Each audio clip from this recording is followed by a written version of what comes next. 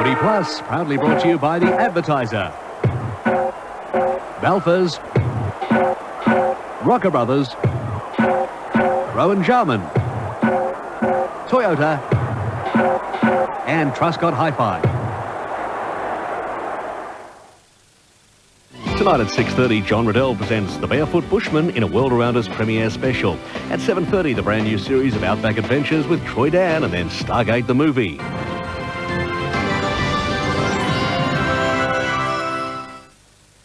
The 1998 AFL Premiership season, proudly brought to you by Ultratune. Sip and Save, The Advertiser, Amy, and Mitre 10.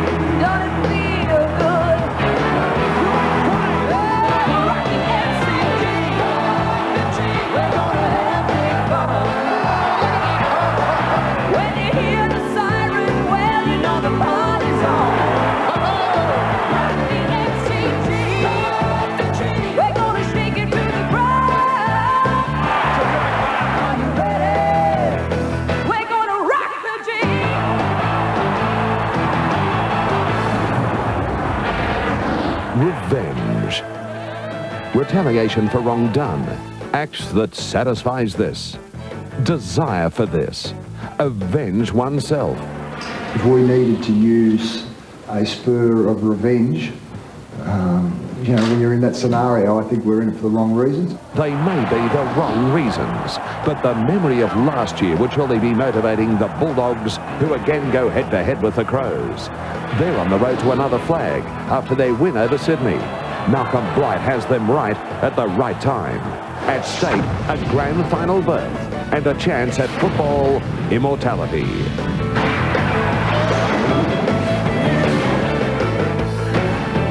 Yes, good afternoon everyone. Welcome once again to the MCG. It's shades of deja vu, isn't it? Same time, same place, same two sides. Will it be the same result in this, the first preliminary final? The Adelaide Crows up against the Western Bulldogs. Crow fans have made their way in their thousands across the border, whether it be by train, by road or by air. They are here in force today, and good to see so many of them back in South Australia, especially at the Convention Centre. We'll be going there shortly, but they do have great support, and so too do the Western Bulldogs, hoping to take those extra steps this year after the bitter disappointment in last year's first preliminary final when they had a handy lead and blew it as the Adelaide Crows overran them to go into the final. And of course, history tells us now with Malcolm Blight taking his first flag. North Melbourne are already there in this year's grand final. Their fans know that. In fact, they were queuing up early this morning outside the Arts Centre here in Melbourne. Tickets go on sale first thing tomorrow morning, and there are those North Melbourne fans. The reason they are there is because last night they were successful in front of more than 73,000 fans here at the G over Melbourne. The final score, North Melbourne 17-12, 114. Melbourne 12-12, 84. The 1998 AFL Premiership season proudly brought to you by Telstra, making life easier. Foster's Light Ice for extreme refreshment. Cadbury Mark of the Year. McDonald's Double Quarter Pounder with Cheese. And Mitsubishi Motors, the award-winning Magna.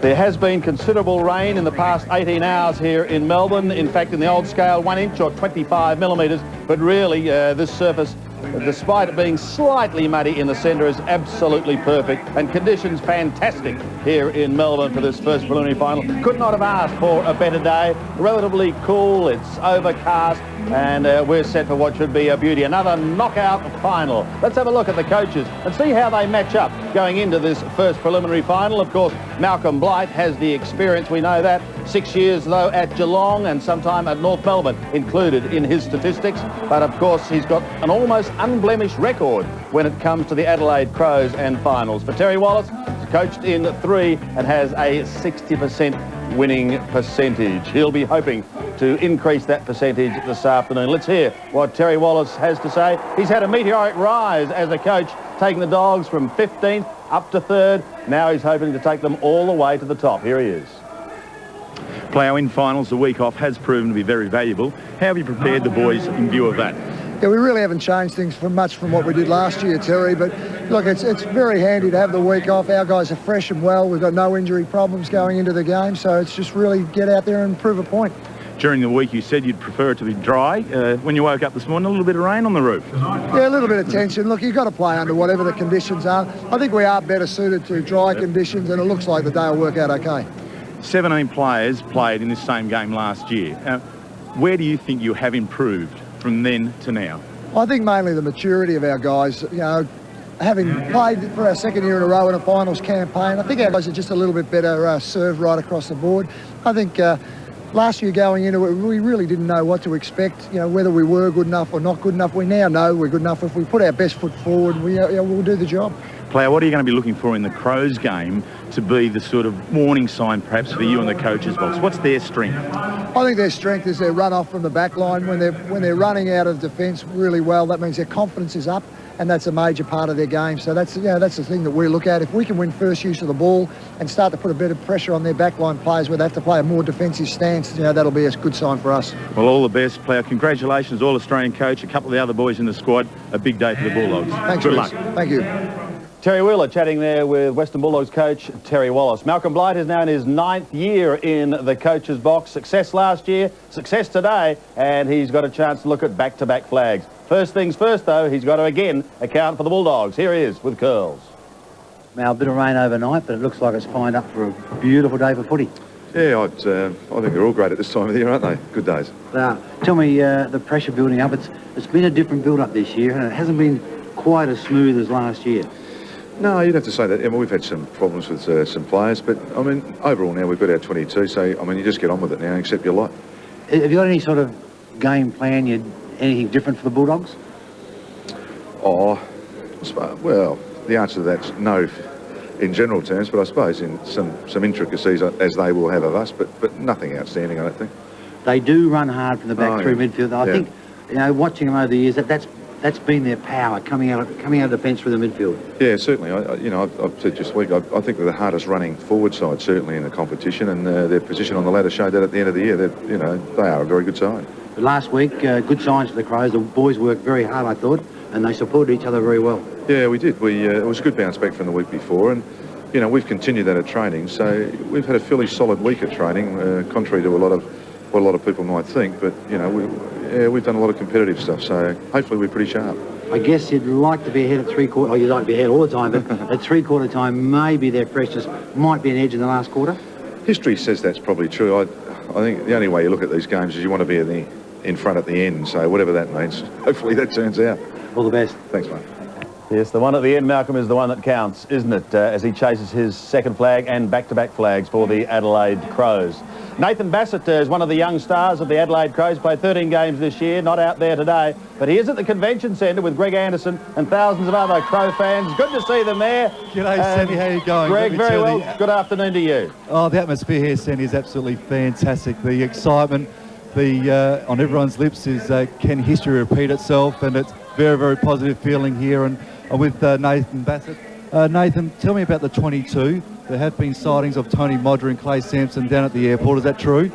Not that I know about. I think we just might be slipping in a couple of lookalikes just to give the Western Bulldogs a red herring there, but I'd be very surprised if there was a change. And Peter Vardy's okay? He's right to play? Yeah, he's as right as he was last week. And what about training this week? I mean, the intense, the pressure. How has training been this week? Yeah, we've probably picked up the pace the last couple of weeks, training a bit more solidly than we have been, a bit more competitive work, and it's been of a very high standard. Thanks. Let me tell you, Sandy, the Crows have done it brilliantly here. They've got a couple of hot dog stands, a couple of pie stands, a couple of bars. There's probably about 600 people here at the convention centre. It really is the expectation and just the excitement of Footscray versus Adelaide. We're really looking forward to it. Have a good afternoon, Greg. And by the way, that rumour surrounding Tony Modra has swept the MCG as well. So maybe there's a few lookalikes. We'll just have to wait and see when the Adelaide Crows run out onto the ground for this first preliminary final. In just a moment, Dennis Cometti, Gerard Healy and Doug Hawkins will be back to have a look at the two sides fighting it out for a place in the 98 Grand Final. It's the final series and we're ready for some football. The premiership could be coming that way. Tonight, meet the barefoot bushman.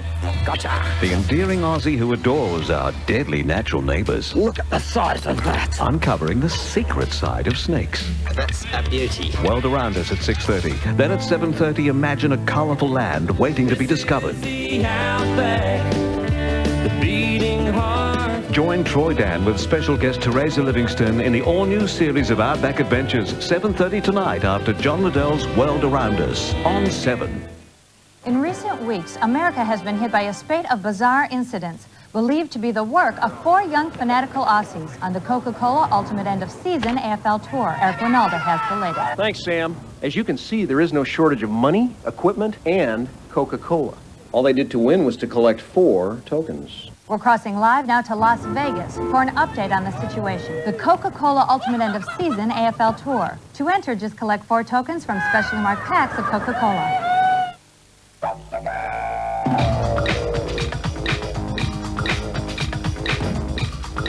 Toyota Prado. It's the most awarded new 4-wheel drive ever launched in the country.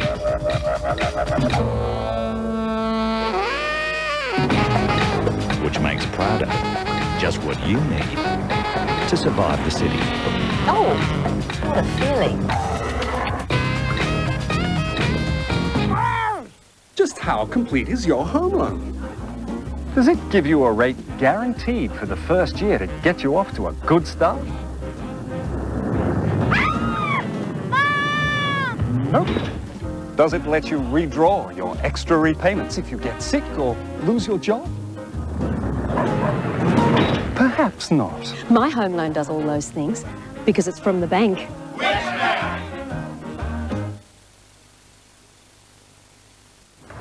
Petters, straight advice, specialists you understand, and no bull. Hey! After 50 years engineering products to help Aussie cars ride, handle, perform and tow better, you can trust Petters to establish what you really need. It's made us #1 in shock absorber, steering and suspension. So insist on the Red Bull. It ensures it's better at Petters. And don't forget, no bull. Oh, Ralph! This is Sports Life. You're with Neil Barham and Ken Dickinson. He turned around and said to me, well, what would Matthews know anyway? I mean, it's terrific for football, but it doesn't do a lot for you blokes, for your blood pressure. Oh, no, I mean, it's been... How are you feeling, Stuart? Pretty terrible, I would imagine. Yeah, I've definitely been better, put it Didn't give anything away themselves. They were what we used to say in the Army, lying doggo. You're kidding, aren't you? Sports Life with Neil Barham and Ken Dickin every weeknight at 4 on the Talk of Adelaide, 5DN.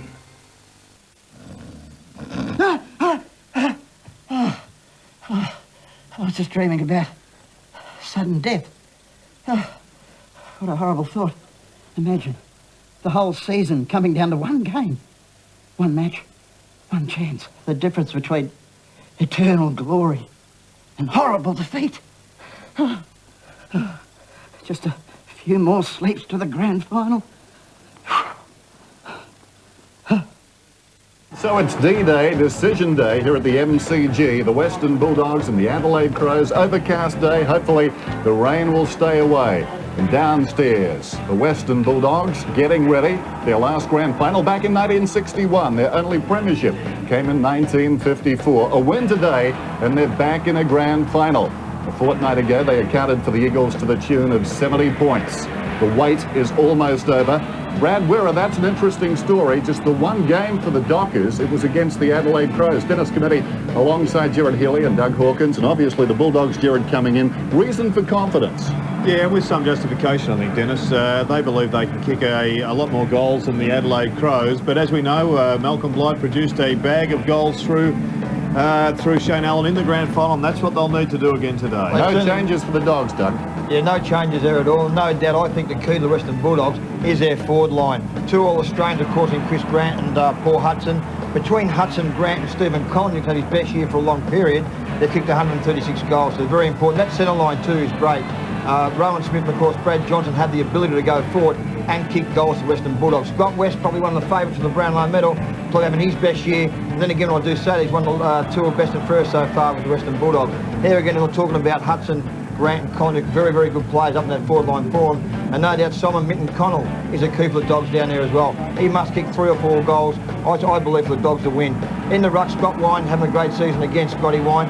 That clash, of course, with Sean Wren will be a very important clash and have a fair say on the game. Ramiro and Liberatore, and of course on the bench, plenty of run speed there with Nathan Brown, Mickey Martin, and of course Mark West as well. But the back line fairly strong, a good Bulldog side, but the key is their forward line. Doug, I was talking about the weather. What if it rains? Will that hurt the Bulldogs, do you think, today? I don't think so. I know Terry Wallace has said they've only played 2 or 3 times in the last 18 months in the wet. I don't think it will. I think they've got a lot of ball ground players, particularly Mark West and of course Nathan Brown can come on the ground as well. Liberatore, Ramiro, they love the wet as well, so no problems there at all. And what about the reigning premiers? There's a man who's very important this afternoon, Gerard. Well, there's a lot to like about this Adelaide team, particularly their flexibility. And I think they're a far better combination than last year's premiership team. Obviously, Mark Rasciuto, his inclusion is the main one there.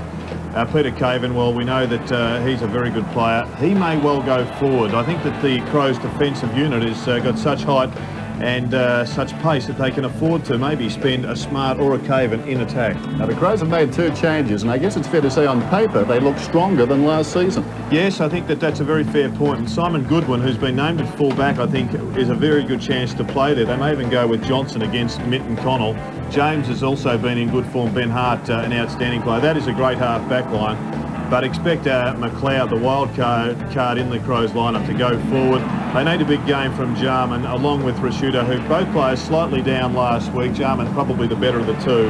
And Matthew Robin, who also has struggled in recent times, he should be able to exploit the smaller defensive unit of the Bulldogs and come through with perhaps a match-winning performance. Mark Stevens actually been named on the bench in the official team list, so we'll expect to see him start there. And with Wren and Pittman able to do the ruck duties and play forward, you'd expect Malcolm Blight once again to extend the Bulldogs backline by putting one of the big men there. Gerard, you mentioned last weekend defeating Sydney on what was a very heavy ground. Could that harm them today? Well, I spoke to a number of the boys during the week, Andrew McLeod and Mark Rasciuto in particular, and they said it looked a lot worse than it actually was. Lots of ground surface water, but it wasn't really heavy conditions. They're feeling pretty good, and I expect the Crows to put up a very competitive performance, and I think it's a lot closer than a lot of the pundits here in Melbourne are suggesting. Well, you've got to say both sides have quality big men, and this is a key area in this game. Yes, it is. Scott Wine, surprisingly, he only gets averages 4 marks, but he is the best player in the competition at winning the loose ball, the hard ball gets, and he is a key player. I wouldn't be surprised if they started Pittman in the ruck and had Wren down in the forward line trying to drag Scotty Wine out of the play. He just drops back into the defensive area and really does bolster their shortish defence. David Pittman, he is an underrated player, played on Lockett last week, kept him to just 1 goal, an outstanding player. Now back in round 11, Chris Grant booted 3 goals against the Crows, but it could have been 6 or 7. Yeah, certainly could have been, no doubt about that. And I think Chris Grant certainly holds the key for the Western Bulldogs up in their forward line. He's a leader of the club and an excellent player. Peter Caven, been a great player. I wouldn't be surprised maybe as well as an option there, Peter Caven may go forward for the Adelaide Crows, and maybe Stevens may play on the ground. I'm not quite sure about that, but no doubt Grant is the key for the Western Bulldogs up in their forward line. So a key question, who will kick the goals as far as the Crows are concerned? Bearing in mind Peter Vardy got 6 last week. Yes, and a concern there given that he's got the ankle injury. He's an exciting player, isn't he? In the mould of Mark Rasciuto, and I guess together those players would need to kick a couple of goals each. Darren Jarman, of course, we know what he did last year in the grand final. He's back to that happy hunting ground. You'd expect him to be lurking around the goals for a fair time here today.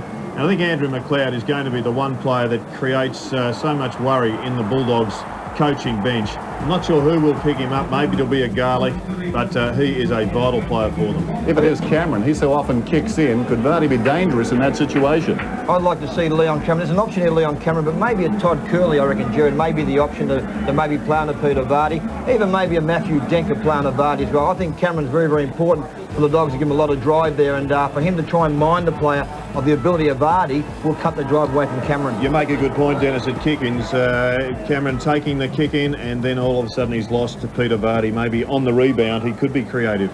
The man on the left doing some research, the man on the right just resting. Nice situation to be in, isn't it? Yes, it is. Dennis Pagan would be absolutely ecstatic with the way his side played last night. They were machine-like, and whoever wins here today is going to find a tough next There's week. James Cook. Not such a good situation. Here come the Bulldogs onto the MCG for the first preliminary final. North Melbourne are waiting.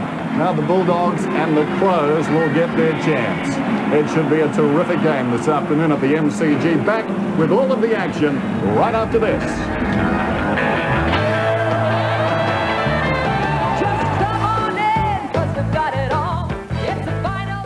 Here's a couple who bought a renovator's delight.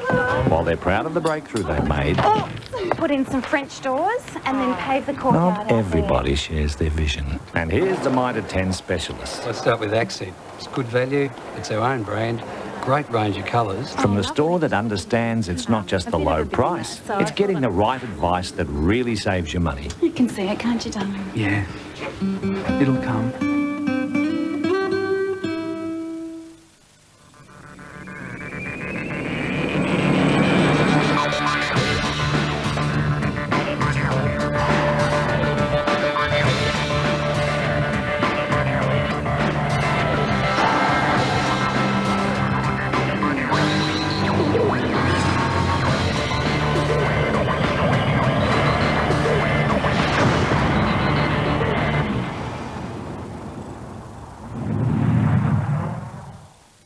Buy tyres, wheels and batteries at Bob Jane T-Marts and pay no interest for not only 3 months or 6 months, 8, 9 or 10 months. You'll pay no interest at all for 12 whole months. That's no deposit and absolutely no interest for up to 12 months at Bob Jane T-Marts.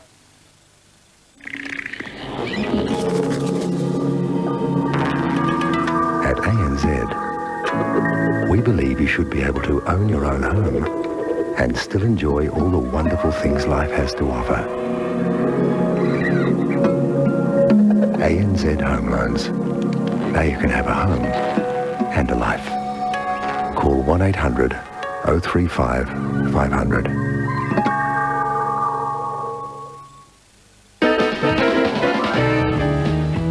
G'day, viewers. Hey, Johnny Walker Red Label. $25.99. Cartons of Bundaberg rum. $22.99. Bundy Bear enjoys it. Lindeman's bin range. $7.99. Cartons of Carlton Cold. $25.99. Want to be a star, mate? Foster's Light Ice. $19.99, thank you. If you like to sip and you want to save, you can't go past your local Sip and Save. Oh dear, that's an awful centre bounce. Oh, how about that for a shocking pass? That's a blatant in the back. Oh no, he's hit the post. At the end of the day, there's only one in the game that can be best and fairest. Find out why RAA Insurance is South Australia's #1 car insurer by calling 8202 4567 today. Here's a Mitre 10 paint specialist. And here's the Mitre 10 spring catalogue, full of great home and garden ideas. From the store that guarantees its prices won't be beaten. It's out now, so come on in and save.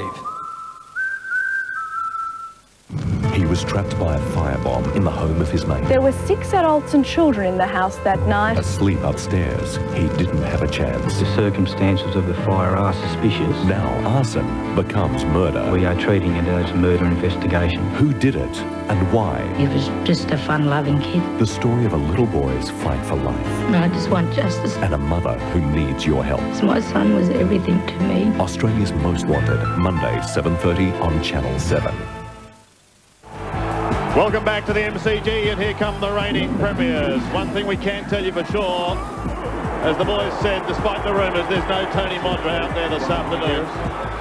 Robert on the left. There's nothing on this running. And they'll be looking for big things from number 10, Jared, this afternoon, the Adelaide Crows. They will be. They need some goals from their half-forward line and their full-forward line, and Matthew Robram, I think, would be setting himself for the big one. We also welcome to our telecast Mr. John Russo down there on the end. Welcome, Johnny, and the umpires. G'day, Sandy, and looking forward to a really great game. It should be a bottler today. Who are you selecting? Doggies. Doggies, okay. Yep. Promises to be a tight one.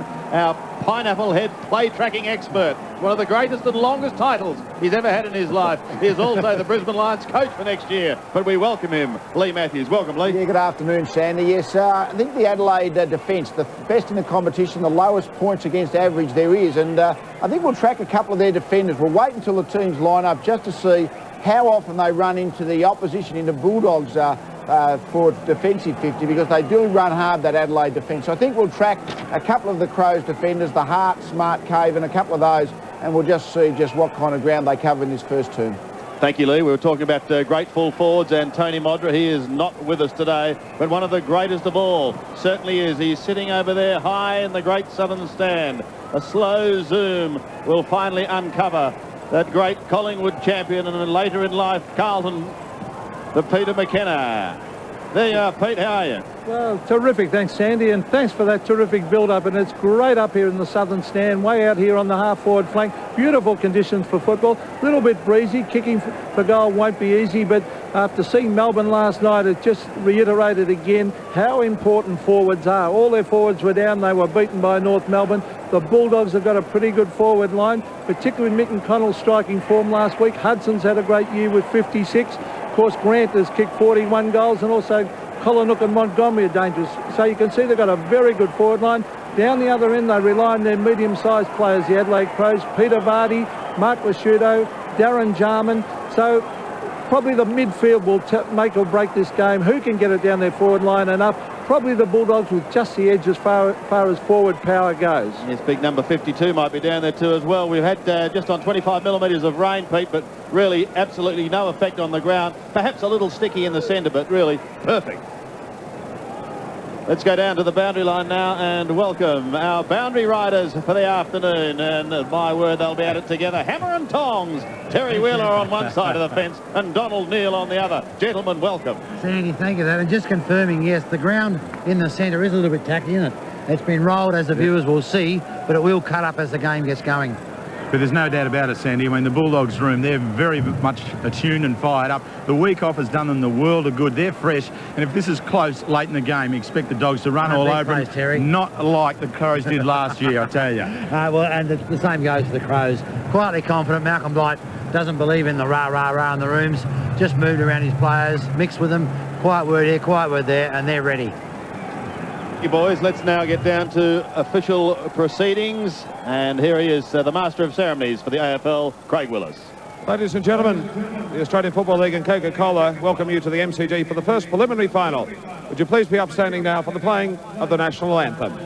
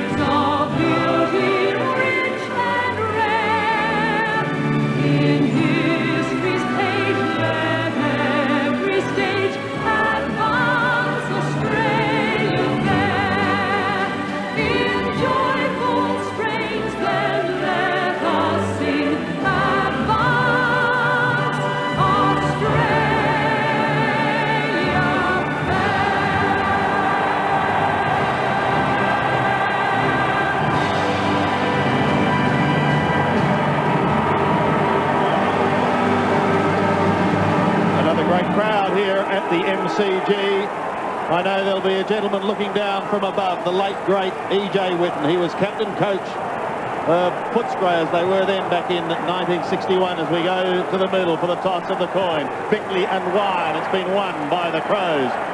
Bickley and the Crows kicking to the left of screen. And look at those flags, Jared. Perhaps a little bit of strength in that breeze. What do you think? Well, it is coming out of the northwest, and outside the stadium it is blowing probably at about 15 knots. But inside, I think it'll be just the usual swirly wind that'll make it difficult for the players to contend with.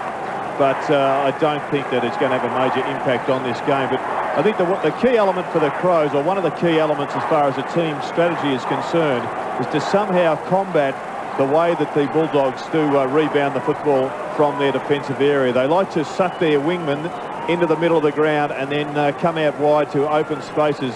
And I wouldn't be surprised to see Malcolm Blight try to get his wingman to take up a defensive position and post up and at least try to create some sort of first-line barrier to that open space that is generally there when the Bulldogs do rebound. Let's look at selections then. We've heard from John Russo. Dougie Hawkins try and take off the red, white and blue and tell us who you're picking. Yeah, no doubt, Sandy. Of course, last year disappointment. I think this year will be something different. I just believe we've got the forward line to kick the goals and no doubt the centre line to get the ball down. And Scotty Wine's been in great touch. Western Bulldogs for me. Dennis. Bulldogs narrowly, Sandy. A lot of respect for the Adelaide Crows, though. Yeah. I'm very much with Dennis, Sandy. I think that if the Crows get off to a fly here, they're going to be tough to beat. I think it's going to be much closer and tighter than everyone thinks. Big moment approaching for Tony Liberatore, and he's got the Norm Smith medalist. But who would have ever thought he'd even be back at this stage after that drama on April the 26th, but he is. And Sean Wren starting in the middle in the ruck, and Matthew Pittman has gone down to the forward pocket, being picked up by Matthew Croft. So Malcolm Blight definitely trying to stretch the Adelaide, the Bulldog defence. So here we go. The winner to meet North Melbourne in the 98 Grand Final. The Adelaide Crows kicking to the left of screen. It's Wine and Wren. Both go a fraction early. Johnson couldn't take it. Rashidos gets first touch of the ball. Quickly on towards Goodwin. Tumbles a left foot punt kick up towards half forward. McLeod was his target. Here's Scotty West, one of the favourites for the Brownlow medal. Gets it out quickly towards Romero. He loses it. Tyson's a chance. The hand pass off to Costa. Costa's 70 metres out. Centering in towards half forward. Play on is the call. Crow fans wanting a mark. They didn't get it. Tyson Edwards can't get through. It's a tough torrid start. Pittman through strongly. Crows have it through Robrin. He's inside 50. Robrin onto the left foot. Snaps in towards goal. And just missing. First score of the day, however, going to the Adelaide Crows and kicked by Robrin. There's the Bulldog bench, and Luke Darcy, a surprise inclusion on that bench, but with David Pittman and Matthew Robrin down in the Crows forward line, they wouldn't want to get an injury, the Bulldogs, to any of their tall players. The view from the centre square. Cameron comes out wide. Pretiuk just inside his own defensive 50. Vardy standing the mark. Picked up initially by Dent. Pretiuk up towards the wing, then Johnson in front. Hudson used his body intelligently. Grant slips the hand pass back towards the middle. Romero leads in the race to Croft. Croft away from half-back, down towards half-forward. Wren in best position. Bounced off his chest. Montgomery did well, forced a passage. Johnson right on the 50, looking for Hudson. Didn't get the carry. Ellen got a hand on the ball. Westsock is off the ground. Collinhook gets it wide. Hudson pushed as he kicked. Down towards full forward off hands. Connell goes back. Hit the post. He did. The ball didn't. Behind. And Ben Hart has picked up Simon Connell as the full-back. And Doug, an interesting move. Smart has got Mark West. Yeah, big surprise there, Jared. I think that'll last too long. I'm sure Malcolm Blight will make a change there. Bickley's playing on Stephen Collinhook, and Kane Johnson's got Paul Hudson. I think the key there, Doug, is whoever that Smart picks up is going to be forced to go down to full-back, trying to get Smart away from that half-back line. No doubt. The target was Wren on the kick-out, but it's been marked by Grant. Chris Grant goes into the forward line. Danger once again because Steve Collinhook has taken the mark. Hasn't missed a game this year. It's interesting to note that the Dogs have been very, very settled. They've had 10 players that have played every game so far this season. A very different story for Malcolm Blight and the Crows, though. Only 3. Grant versus Wren, 2 of the big guns. And just better body work there by the young superstar. Collinhook kicking into the square. Big pack of players, and it's belted defensively over the line to give Mr. Hart another chance to bring it back into play. Shane Allen. We remember his antics in last year's grand final. Up into the forward line. That was the surprise, but he was one of the success stories for the Adelaide Crows. It'll be Rashido this time. Not hard to bring it back in. Again, he goes down the middle towards Shane Ellen. Ellen was caught, almost held. Darren Goldspink, the umpire officiating, says no. Nigel Smart goes for a try and ball, this time gets it. One of these surprise moves by Terry Wallace is that Rowan Smith is picking up Matthew Robran at centre-half back. Nigel Smart plays on, kicks inside the 50. Robran! Marvellous use of the body there. Yes, it's going to be an interesting matchup, this one. If the ball's at ground level, Rowan Smith is going to slaughter Matthew Robran, but if he takes enough marks early in the match, particularly just by using strength, then the ball back in Terry Wallace's court. Just too strong there, Gerard. Matthew Robran on Rowan Smith. I think maybe Stephen Kudiuk will be probably the ideal player to play on Robran. Virtually directly in front. The margin is a point. His side down. Scores a level. 2 points apiece, the early going of the preliminary final from the MCG. The winner goes on to the grand final and plays North Melbourne. Cameron. Dent on Vardy, Doug. Yeah, we tipped that. Very wide.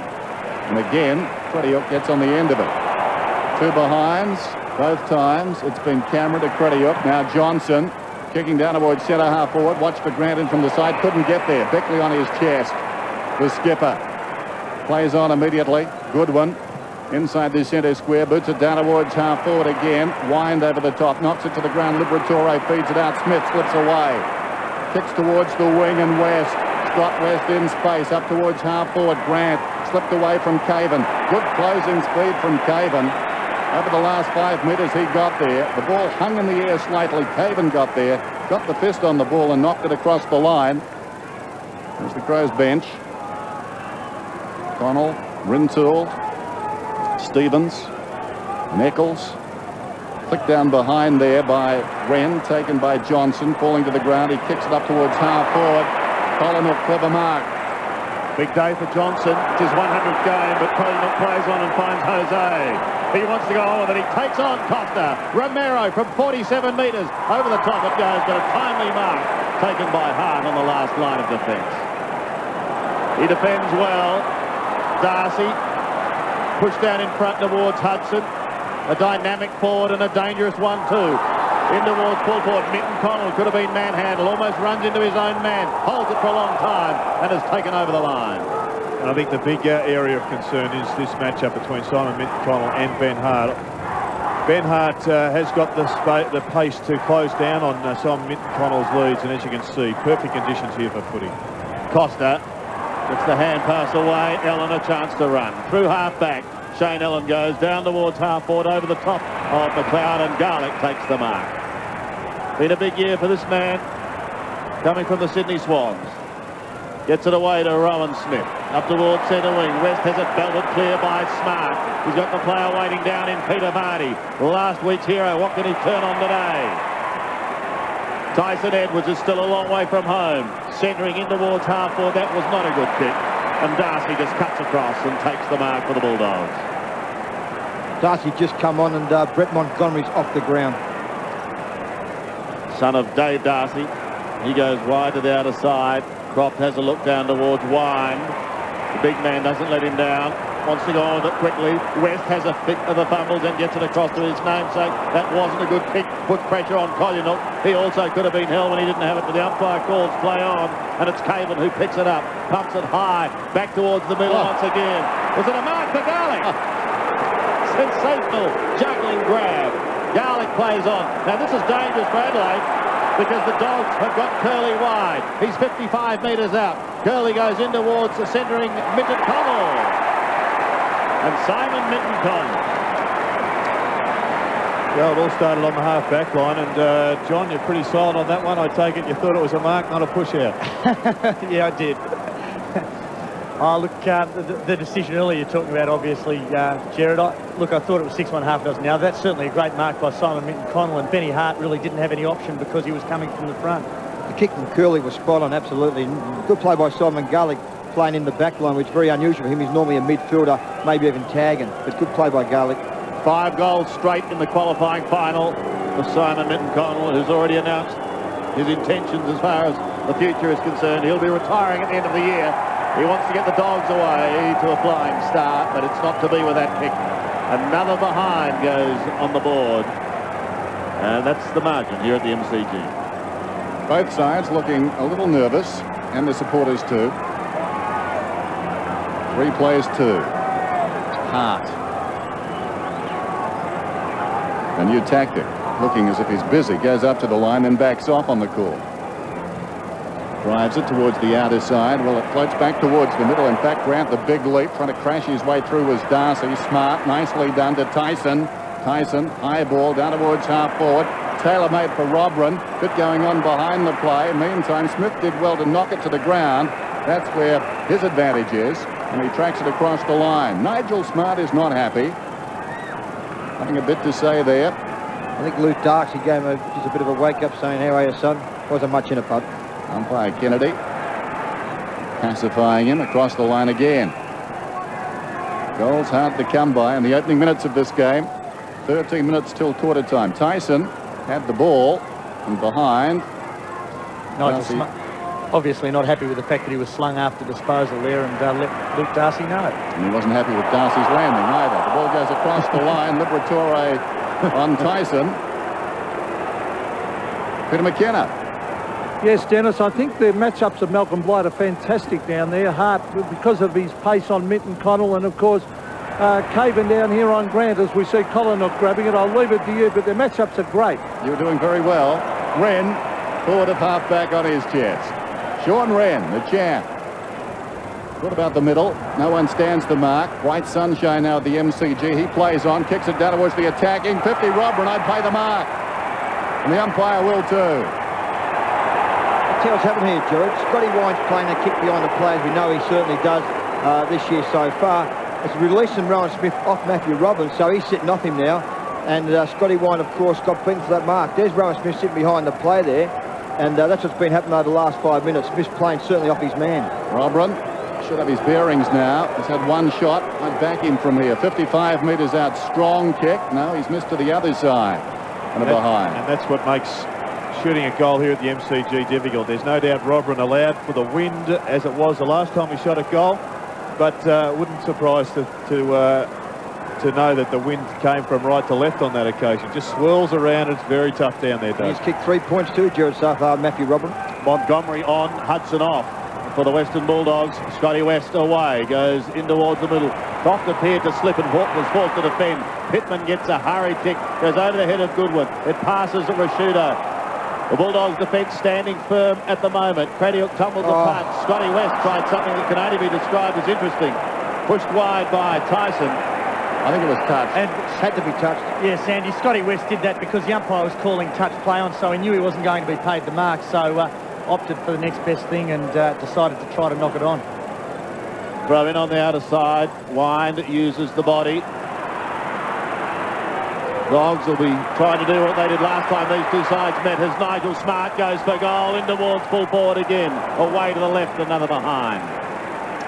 Well, we know that Lee Matthews is tracking a couple of the pro defenders, and we see there Nigel Smart penetrating inside the forward 50. Mark West, his opponent that he lined up on in a back pocket, was 5 metres behind him. Dent brings it back into play. Wind, and then Robran slaps it away. Wind and Scotty West going at it together. No one able to pick it up. Eventually, it's forced in towards Rashudo. Almost trapped it beautifully with the one hand. Garlick's right on his hammer. West is under pressure. Tries to get the hand pass away. The Crows desperate to try and keep it into that forward line, but it's Garlick again. Kicks back towards centre wing. Only to see it marked by Nigel Smart. Crows doing the bulk of the attacking. Smart spears it in towards Tyson Edwards. Edwards lays it off to Kane Johnson. He looks in towards centre half forward and a one-hander. Plucked by James. Signs are good for the Crows at the moment. Very good start. As there is the acrobatic Brett James taking a one-hander and now hoping to kick his 4th goal in a final. Too far, so he goes short. Not a good kick. Chopped off by Dent. Gets the hand pass away to Johnson. The 100 gamer. He's only 22 years of age. Kicks back towards centre wing. That drops short to Tyson. Maybe it's Shane Ellen who's going to get a chance now. Ellen's kick also wobbles in towards Wren. Tries to get the hand pass away. They're under real pressure here at the moment. Finally, it's Scotty Wide who tumbles it clear. Only as far as Peter Barney. Gets by Ramiro with the outside of the boot. It bounces towards the goal square. Wren taken front on. Down he goes. Hill to him, says the umpire. And the ball up. And obviously no prior opportunity to dispose then, so Sean Wren obviously couldn't be penalised. We see him take possession of the footy. No prior opportunity, wrapped up, so a ball up. We've had that. Pushed across the line by Garlick. Dennis, just down here, Nigel Smart's influence going forward for Adelaide has just been so significant that now Hudson's gone on and he's going right back into the forward pocket for the Western Bulldogs, trying to drag Nigel Smart right out of the play. Adelaide looking terrific. They lead by 2 points. There's Smart. Terry, speaking of him, we showed you that margin at their last meeting back in round 11. The Dogs started very quickly that day. In fact, they kicked 10 straight goals before a behind. Jarman grabs it. Kicks from 55 down towards full forward. Edwards got into the contest. Cameron leads back from his own square. Chips it out wide. This is Johnson. The Bulldogs bring it away. Johnson high towards the wing. Curley in best position. Up he goes. Johnson from behind knocked it away. This is Allen back towards half forward. And Edwards is marked just outside the 50. Well, you'd think it's only a matter of time before the Crows get a goal on the board. They've had it inside 50 11 times in comparison to the Bulldogs 5. Robrin, the short pass now. Mark Rashudo's at full forward, being picked up by Stephen Cridiuk. Robrin owns this spot at the MCG at the moment. Another shot for him. 3 behind so far.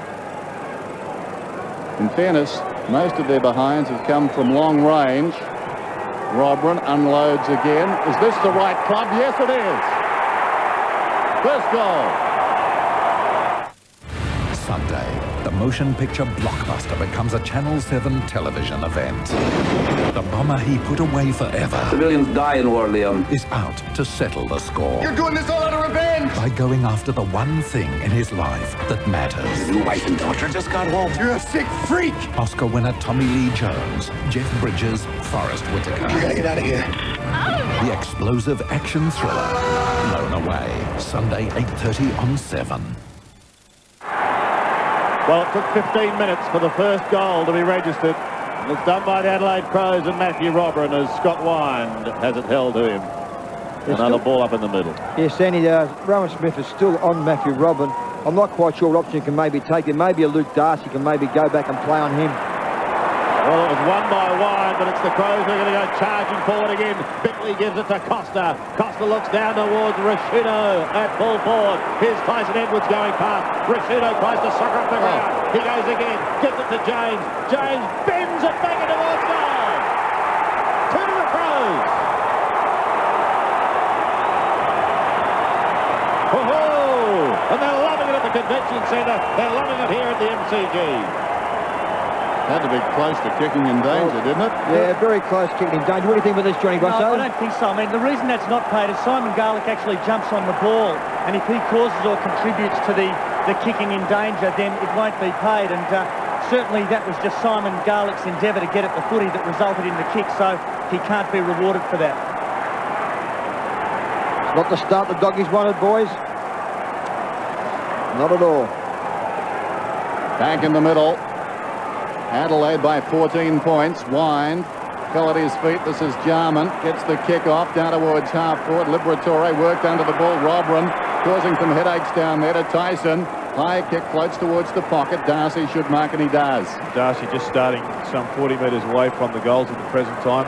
A loose man in defence for the Bulldogs, but that's also freed up Shane Allen to do the same role for the Crows. Dent in short. Gained about 15 metres, plays on immediately, drives the ball up towards the wing. Wren goes back, over contest. Chance for Montgomery, he missed it. Kane Johnson tidies up, hurriedly, back towards half forward. Dent on Robrin, knocks it across the line, boundary throw in about 60 metres out from Adelaide's attacking goal. He would be happy so far. They needed the good start. They've got that. Can they go on and build from here? There's the time remaining till quarter time, and the margin. Wind is up. 2 fists on the ball, straight back across the line. Turned into a glorious day now, and a good crowd, probably around the 60,000 mark. Neil Curley, is there a 2 or 3 goal win going down towards the Adelaide end, Neil? Well, not really, Hawk. We were out there before, and the breeze on the other side is favouring the other end. Wishful thinking, Hawk. Had to ask the question, that was all. Right at this stage, Nigel Smart is pushed right down to about 30 metres away from goal, and Paul Hudson now is in a defensive position. Wind again, tries to pluck it out of the air. Costa will do some good aggressive work. Johnson snaps high, but he's wide. Well wide. Peter McKenna over there in the southern stand. Pete. Yeah, Sandy, I was just going to comment on what Sherrod said. Smart is a sensational player. I mean, he takes the initiative. He's prepared to run forward. He ran from the back pocket to the forward pocket, hoping the loose ball would come out there. Great play, Smart, even though it didn't go to him. And he's going to continue to do that, Peter, because the Adelaide Crows are just controlling the football midfield at the present time, so little chance of a rebound goal. Kane Johnson will bring it back in after that kick went out on the full. Johnson looks inside 50. Pittman was the big flyer. Couldn't take it. West tries to tidy up, and they've clobbered him. And he's going nowhere. An exciting start by the reigning champions, the Adelaide Crows. Mark West on the sidelines. Inside 50, 15 to the Crows, 5 to the Bulldogs, which means the Bulldogs haven't had it up there for about 4 or 5 minutes. Romero. The bottom of the pack. Look at Liberatore. Oh, and he's been pinned. Well, the only way that can be paid is if, in the umpire's opinion, Jose Romero has elected to dive on the ball or drag it in, was tackled legally. Here we see it again. Now, does Jose dive on the ball? Yes, you would say he does. Is he tackled legally? Well, that's for everybody else to determine. It looks as though Libber's actually got the footy. That's that tandem tackle rule. Yeah, well, it certainly looked like that because Libber ended up with the footy, but penalised for not getting rid of the footy from under that pack. Andrew McLeod then has the opportunity of extending this lead. Kicked 5 goals in finals, so he knows what it's all about, and he knows what playing good finals footy's about. Pretty hot at the moment, the Adelaide Crows.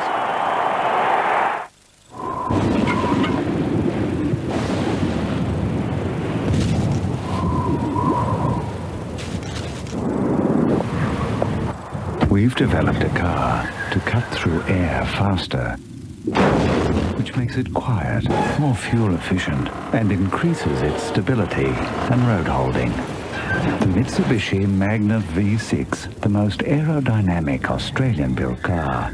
It'll blow the competition away. It's all starting in here in the centre square. Adelaide dominating. Wine, hand passes away. Romero hurriedly gains about 15 metres. It bounces down towards centre half forward. Collinnock was there. Scotty West grabs it. Kicks out wide. Clever kick to Hudson. Runs inside the 50. Can he finish? No, he's wide of the mark. Montgomery over the line. And not surprisingly, Terry Wallace has made a couple of moves at centre half back. He had Luke Darcy start there, but now Darcy's going back to full back on Pittman, and Croft is going at 2 centre half forward on Robram. That one kick, a great goal to Andrew McLeod. The kick in. Dogs with a chance here. West threw the ball out to Wine and has been penalised. Ellen to take the free, a former Bulldog. He's at centre half back. 23-4. Adelaide. Ellen unloads down towards half forward. Robran, the focal point. Croft worked him out of it. McLeod didn't have the ball. Tyson goes off the ground, picks it up. McLeod, well, he's got it now. He turns around and he's kicked a goal. Honey, sure you know where you're going? Sweetheart, it's me driving. You're on the wrong side of the road. Must be his first time on a bike. Dad! Huh? Who's up for a sandwich? At Amy, we know there's a lot of bad luck going around. So when you've held a rating 1 for the last 3 years without making a claim, we believe it should be yours for life. So don't be penalised for a bit of bad luck. Switch to Amy now. Don't you just love this country? Lucky you're with Amy. Romero off, and the Adelaide Crows at the moment blasting their way through any walls the Dogs try and put up. They're like a road train. But what's going to happen this time? Wren tries to get it out of the middle. Is not successful. They've hardly had it past half forward, the Dogs. Here's Chris Grant chipping away now because he's under pressure. Johnson gives chase, but he too has got Tyson on his hammer. Here's Rowan Smith. Forget Rowboy. This is a Rowboy. He goes for goal. Well, even Doug Tony Hawkins is starting to breathe just a fraction easier now. No doubt, Sandy, and as Jared said, Terry Wells has made a few moves now. Of course, Rowan Smith started at centre-half back here on Matthew Rodman. Now he has gone into the forward line, and straight away they've had a result with Rowan Smith. Good football by him. Took a couple of opponents on, Kim Costa there, and the long kick. He's got the ability to do that, and it's a goal that certainly the Western Bulldogs do need. So it's a good goal for Western Bulldogs. But the fundamental issue there, Douglas, is they dropped the ball out of the centre, going their way, and that's the first time we've seen that for most of the quarter. They needed that goal. 1-4-4-5. Wine knocks it down. Grant crashes in. Umpire went down. Smart picks it up. Bounces to his feet. Hurriedly gained about 10 metres. In comes Dent. Stumps it back towards the middle. West tried to crash his way through. Dent spotted a player on the ground there. Goodwin. And zeroed in very quickly. We've got a ball up alongside the centre circle. Scotty West has been busy. 6 possessions, most of them in front of the Great Southern Stand, finding space out there. Wine. Don, the curl here. Down goes West. Almost a drop. He gained about 10 metres. His namesake, the Wests combine as they attack the western end of the ground. Offhands a chance here for Grant again. Charges in. Strong tackle. Got him down. Playing the ball in front of Smith. Fell over. West comes once more. Mark West lines up and kicks a goal.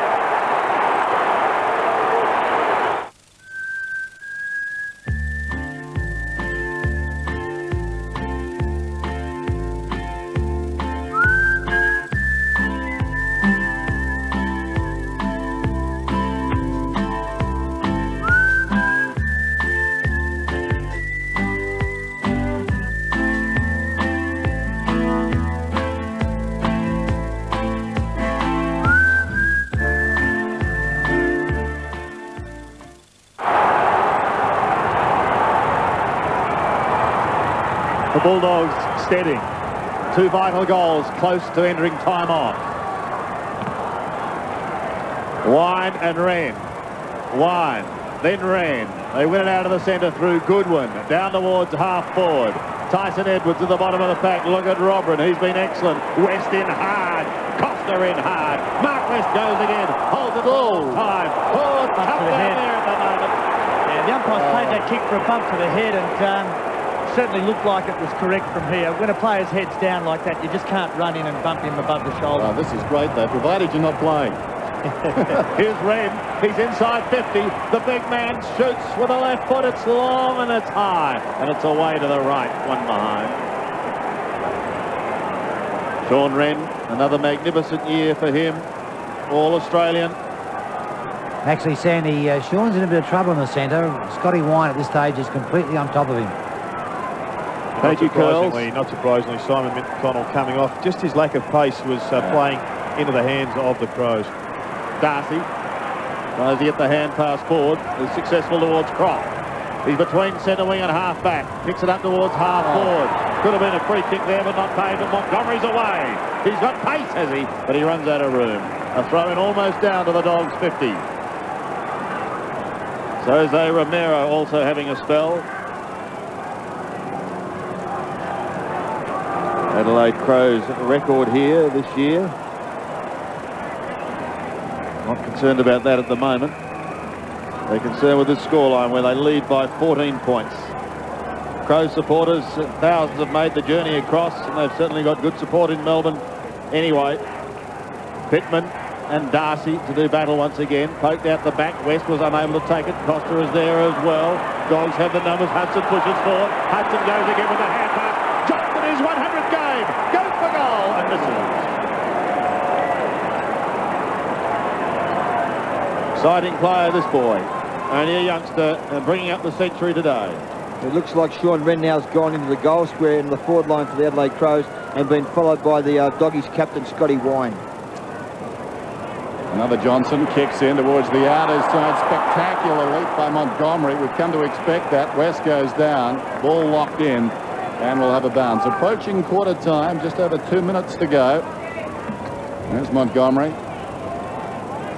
He's a spring heel jack. Almost got it too. The Doggies would love a late goal. Darcy gave away a free kick. High contact in the ruck contest. Pittman to Tyson. Probing kick around the outer side. Robran, Croft from behind, got a fist on it. Scotty West played it brilliantly. Got the hand pass to Hudson, to Curley. Curley through the centre square, into the path of Smith. Awkward half volley, couldn't control it. Johnson now with some time in the back pocket. Swings play towards the outer side wing. Lots of Crows. Rashudo has it. Thought about the short pass. Required more space. Hooks it around the corner now. Hart can go on the wing. Down towards right half forward. Ellen comes on the lead. He's 60 metres from goal. His side up by 13 points. James runs hard. That's ignored. A minute 20 before quarter time. Down towards the square. Wind and Wren. The high ball goes in their direction. In from the side, the opportunist Barty. And Barty's taken the mark. Only 25 metres out directly in front. Well, we've seen the wind play havoc on the football 3 or 4 times in the last 5 minutes. Players missing marks, and it really does take enormous judgment. That ball dipped incredibly over the last 10 metres of its journey. We saw Rowan Smith miss one at the other end of the ground for a similar reason. But this has set up a vital shot at goal. Coming off 6 last week, kicked 5 against the Bulldogs back in round 11 in a losing cause.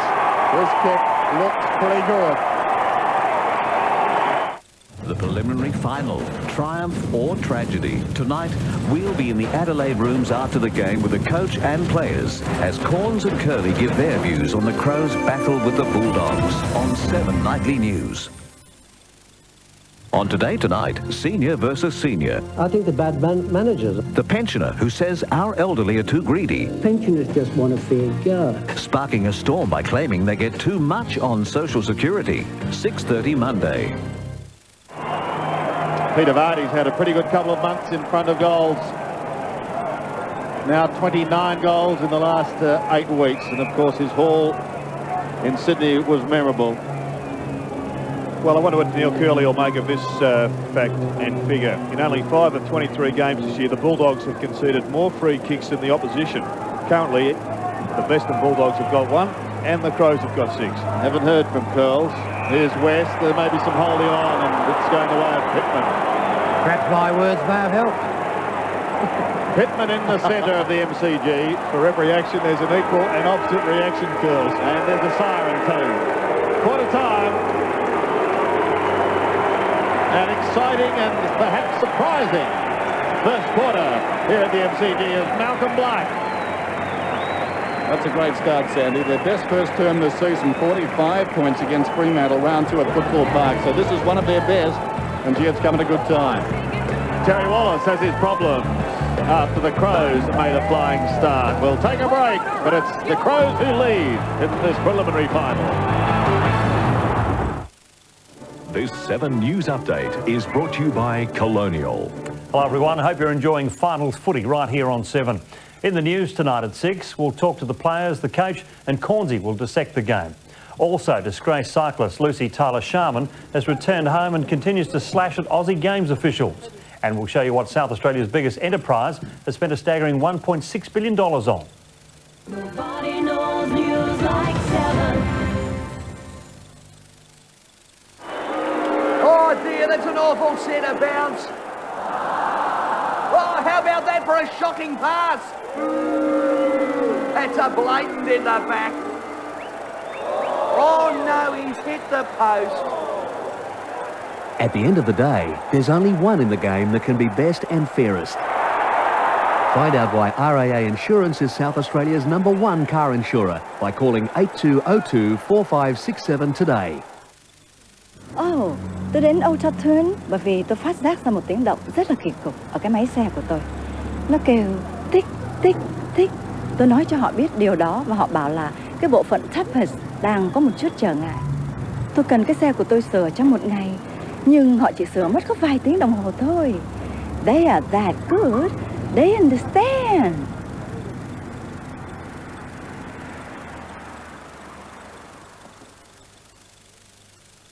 At the Cornews, they're almost giving it away. Look at this. It's huge. So how much? $4.99?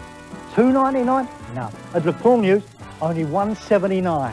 And remember, the lowest price, or it's free.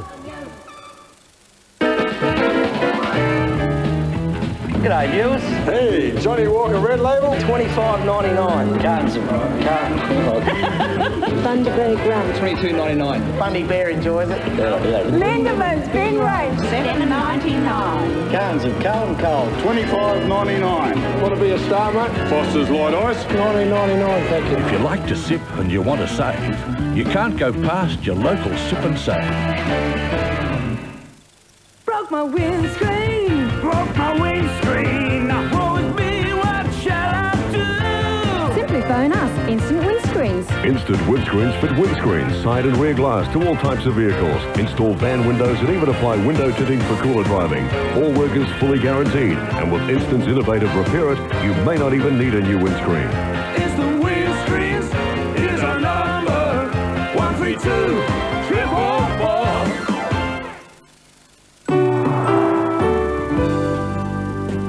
What would put you in front of your new home? A home loan rate of 5.49% from Bank SA. Now the second quarter. In this, the first preliminary final from the MCG, it's the Bulldogs and the Crows. Magnificent day here in Melbourne. Another very good crowd in attendance, in excess of 60,000, and a great start by the Adelaide Crows. They shot out of the blocks. 5-6-36. The Western Bulldogs 2-5-17. So the margin 19 points at the moment. There's the scenes at the Convention Centre in Adelaide.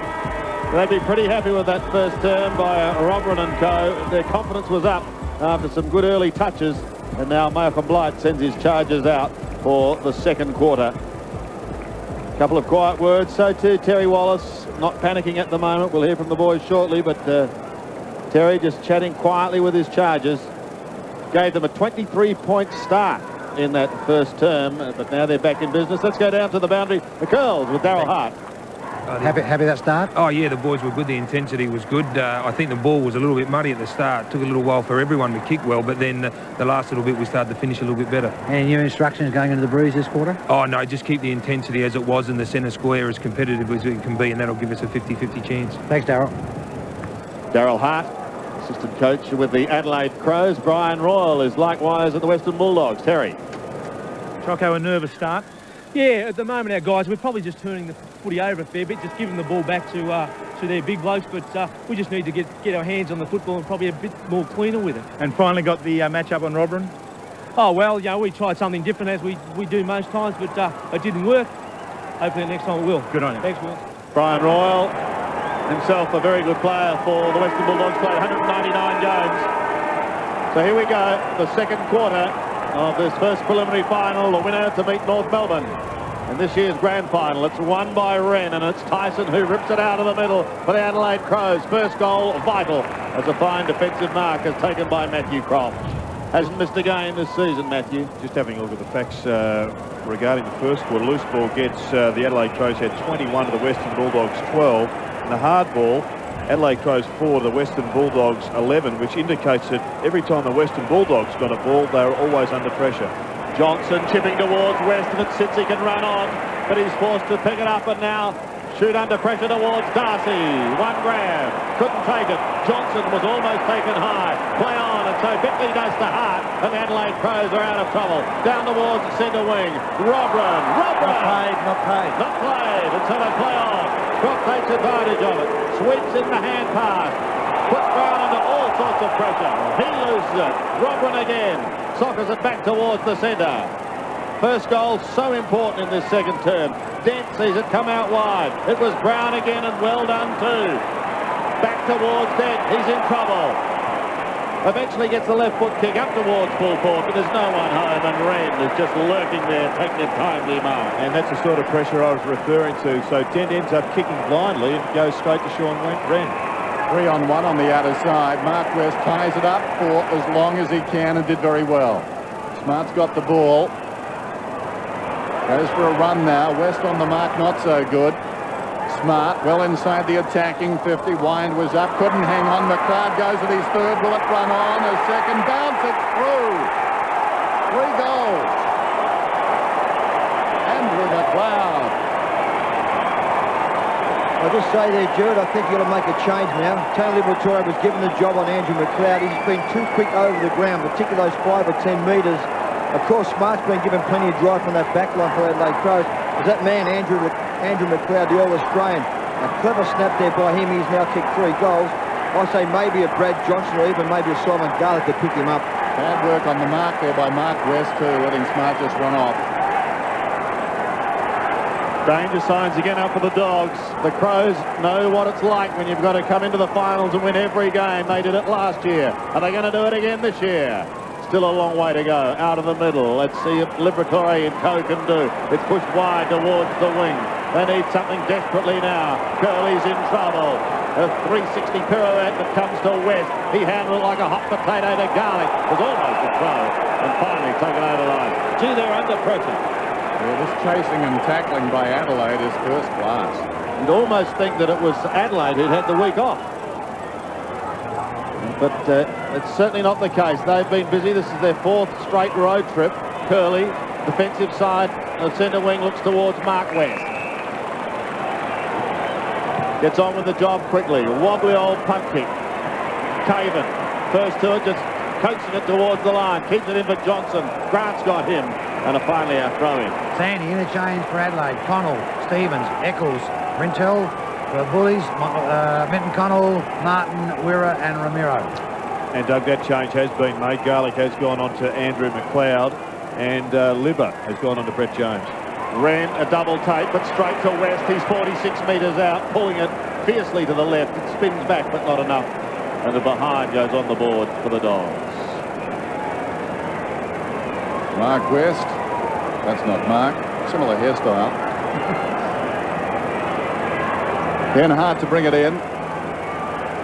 West, of course, reported and subsequently rubbed out for striking Ben Hart, the man with the ball, round 20 last season. Kick up towards midfield. Wren takes a terrific grab. He was surrounded. There was quality opposition. Sean Wren at centre half back. 42-18. This side in front towards half forward. Off hands. Cameron tidies up at the back. Across half back. Kicking towards half forward. Wren again. Can't control it. Found it on the ground. Good strong tackle by Garlick. Held to him. And the ball up inside the centre square. And I thought fair enough. Well, it wasn't a great kick by Leon Cameron. He bypassed Scott Wine, but I think all the Bulldog players are currently under enormous pressure. So their vision has certainly narrowed. Wine knocked it down. He won that one. There you see the battle. Smart kicks it towards the outer side. Cameron worked off it. Edwards back towards the middle. McLeod brilliantly done. 55 metres out. Pittman pushed in the back, I thought. No free. Prettyhook towards the line. Still he goes, Prettyhook. Hurriedly off his step around the outer side wing. Downfield free kick for dumping him after disposal, Dennis. Relayed free then for the Bulldogs. Montgomery shoots up towards centre wing and Brown has it. They're looking down the barrel at the moment. 6-6 plays, 2-6. Jarman stops it in the centre. He gives it to the running Nigel Smart. Rebounding from half back. Little chip up towards the centre wing. Big ask now for Costa. Does it well. Goes again. Beats a couple. Played by Kim Costa. Wide and a hard. Good smother by Scotty West. West now an opportunity to keep it in play. Chilbing free kick is not going to be. Hartlesson riding into the ground. A cry of ball goes up. And eventually a good smother sees it held up by Goodwin in the right half-forward flank region with the Adelaide Crows showing the way at the moment. 6-6 playing 2-6. And it's in their forward line. Liberoff, Romero on. Thank you, Doug. Croft. Tumble to left footer back towards centre wing. Only as far as Peter Caven. Sandy, they've got to get Chris Grant up into the play. Maybe up into, maybe even centre half back, or maybe a 5-minute run on the ball. He's had no impact in the game so far. No, Caven just danced around him then. Penetrating kick up towards half forward. Robin was there, unable to take it. Prettyhook under all sorts of pressure. It's slapped clear back towards danger man McLeod. Look at the way he controls it. Magnificent to watch. A Rashudo to the line. And that ball is almost sticking to the hand of Andrew McLeod. Tell him about it. Peter McKenna. Good coaching, Dennis, by Malcolm Blight, getting Wren back around Grant too, making it very difficult for Chris Grant. He's got 2 to beat at every opportunity it goes down there. Prettyhook got it from wide, he got it from west. Prettyhook is playing well, he kicks it up towards the wing. This is Montgomery. Romero, that's better. Chips Collinhook on the run, thinks about going on. Bacon square, finds Smith, runs into an open goal and gets their third. In 1928, a device was discovered that could send us across the galaxy. I've never seen anything like this. Now, almost a century later, we're about to switch it on. Why are you here? I'm here in case you succeed. Tonight, What a rush. get set for the original cinema blockbuster. Kurt Russell. Shoot anything that comes down that ramp. James Spader. Wait for me. In an adventure that spans the universe. I can't stop it. Stargate the movie, tonight 8:30 on 7. 2 goals to Rowan Smith. Wren out of the middle, into the mud. Scotty West under pressure. Romero also gets a hurried kick. Straight up and down on the border of the mud. Koyunuk couldn't take it cleanly. In fact, goes to ground. Desperate Crows are at the bottom of the pack and they pounce on them. Sandy, Scotty, at ground level, Scotty West is the one that's really setting the Bullies going. His lightning handball is very, very effective. He's had 9. Wren tries to lean over wide. Romero round the body. Dogs would love another one here. Montgomery almost plucked it in, tried to give it back to Rowan Smith. He could have been held. Play on is the call. Koyunuk kicks to half forward. The only one there is Nigel Smart. And a 50. I think he was held too, Sandy, but 50-metre penalty being paid. So Nigel Smart will have the benefit. And when you consider... Takes the mark and then knocked to the ground afterwards by Hudson. And it's amazing when you consider the Adelaide Crows lead on the scoreboard. At this stage, currently 18 points. Darren Jarman's just had 4 possessions, and the Roo, Mark Rashudo, has had just 1 kick and 2 handballs. Smart kicks it straight down the middle at half forward. Dent defends to Leon Cameron. Back pedals and goes to the other pocket. It's dangerous. Martin is there and it sits okay for him. He's got a little bit of room, Michael Martin. Away he goes. Couple of bounces. Almost down to centre wing. Looks further afield. What's he got up forward? Can the Dogs come back? Chris Grant has got it. Still a long way from home. Some 70 metres. Long and low. What a hit. Well, very much a replica of Pagan's Paddock, that one. All the players were up the ground and it was a magnificent run by Mickey Martin. I'm sure Malcolm Blight wouldn't have been happy with Tyson overrunning the footy there and allowing him just to sprint down, but that is a superb pass to Brett Montgomery, who ran him disposed. I think it's fair to say that Chris Grant doesn't get the credit his disposal deserves. He may be the best finisher in some respects, spotting a player in the competition. That's just a wonderful kick, that one, to give Brett Montgomery a chance to kick his first goal in this final and to close the gap. 30 metres out, directly in front. He's away to the left, badly to the left. Poked at him.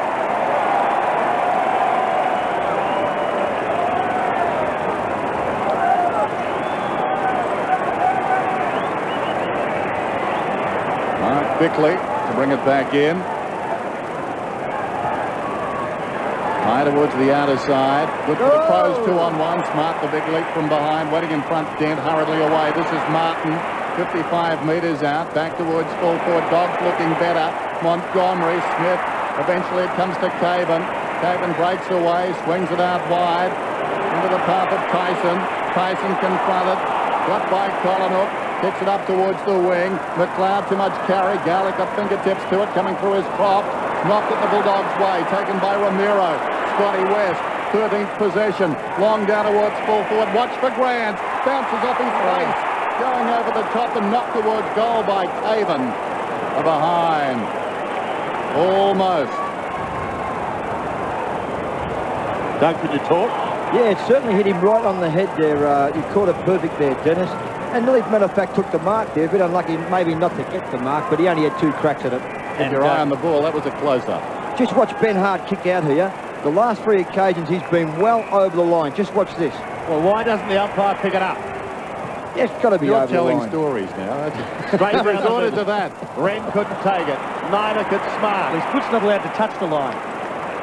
Wide, an effective hand pass to Romero. Good work by Chris Grant in the mud. He chips it down towards the forward line. Johnson's there, but he's in trouble. Goes even wider. Here's an opportunity for Dent as he kicks in towards the half-forward line. Prosciutto was there. Defending is the Roo. Martin's on his hammer.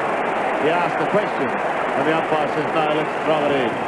Sandy, from the Crows' point of view, 3 players struggling to get into the game. That is Prosciutto, Jarman and Vardy. And players that were so good last week. Johnson taken to ground by West. It spills free towards Nigel Smart. Martin is with him and over the line. Just one for the statisticians. The Western Bulldogs have had 32 handballs. The Crows have had 14. The Western Bulldogs haven't had 1 handball in their forward 50. Libber still having a spell. Such a brave comeback. Martin bends it back in towards full forward. Timely mark taken by Prosciutto from the back pocket. Maybe now the Crows can mount something. Costa's away. Has one bounce, Tim Costa. Another one, and he's almost down to centre wing. Draws Scotty West and then pops it over the top for Goodwin. The left footer will chip in towards Robron. 52 metres from home. Go all the way, big man. And he does. Crows have got the answers at the moment.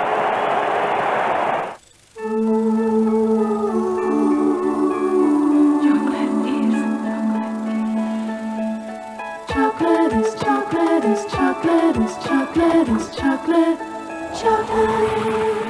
Chocolate is chocolate is chocolate is chocolate is chocolate is Cadbury is chocolate is chocolate is chocolate is Cadbury is chocolate is Cadbury is chocolate. Chocolate is. Mark Prosciutto off the ground under the blood rule. That last goal, a funny one. Michael Martin's kick, too good for his teammates. They didn't expect him to get it back so far. He pulled it back to the kick-off line. It opened things up for the Crows. Ran out of the middle, down towards the forward line. It bounces around like a pinball wizard down there. Robrin's got it now. Hand passes over the top to the voice of Edwards. And Edwards 10 metres out, pops through another one.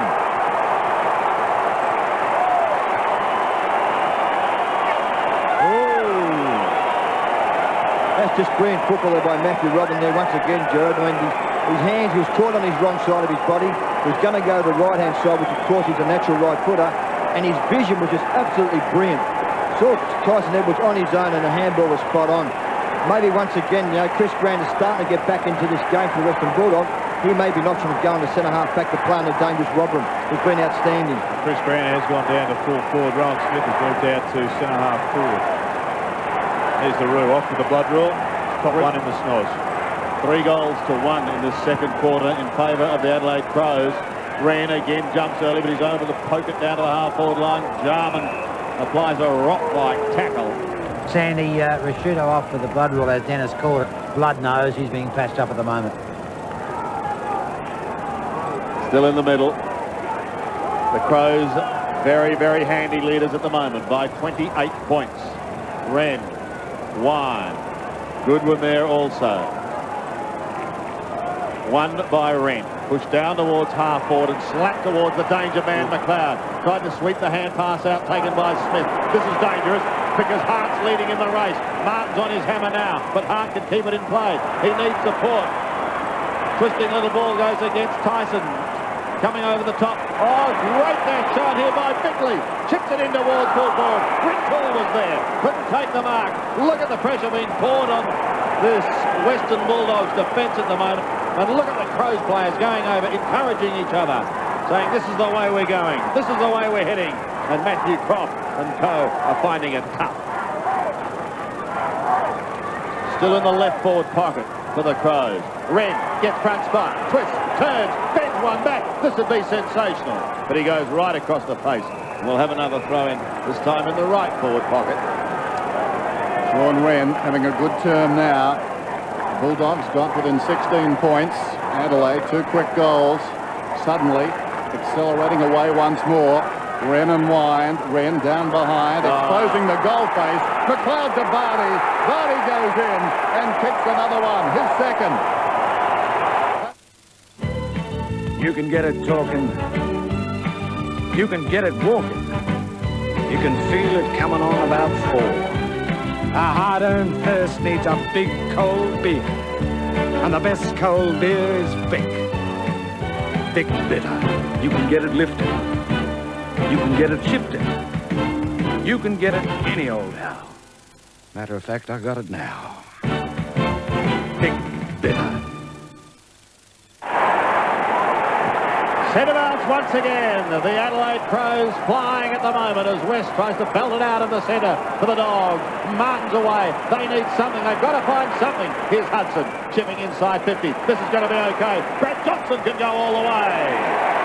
He answers once.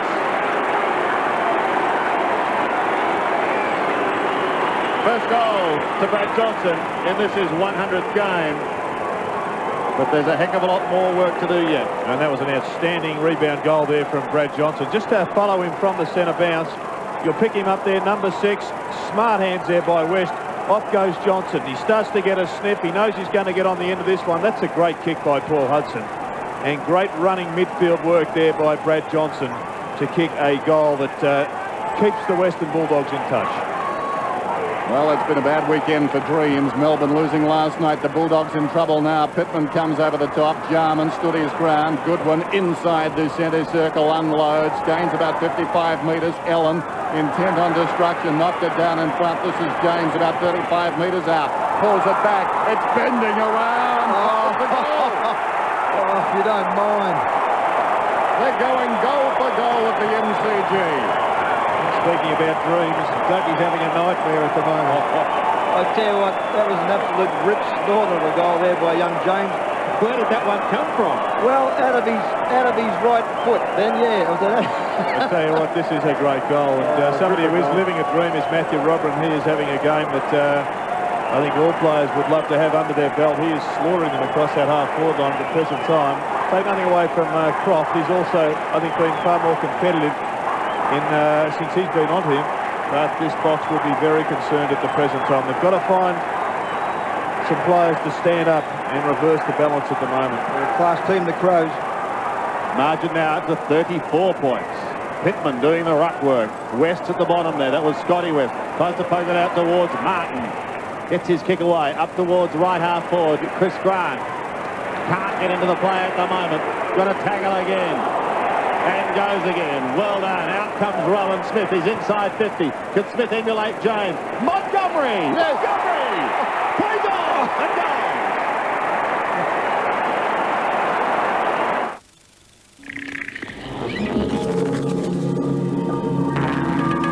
At ANZ, we believe you should be able to own your own home and still enjoy all the wonderful things life has to offer.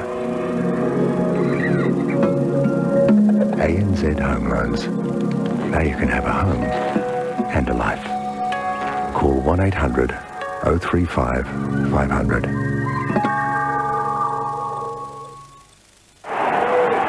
Well, it's almost a carbon copy of last season's preliminary final, but the roles are reversed. The Dogs are down at the moment. Pumped towards half forward by Wine. Bickley fell over. Curley to Johnson. Johnson from 55.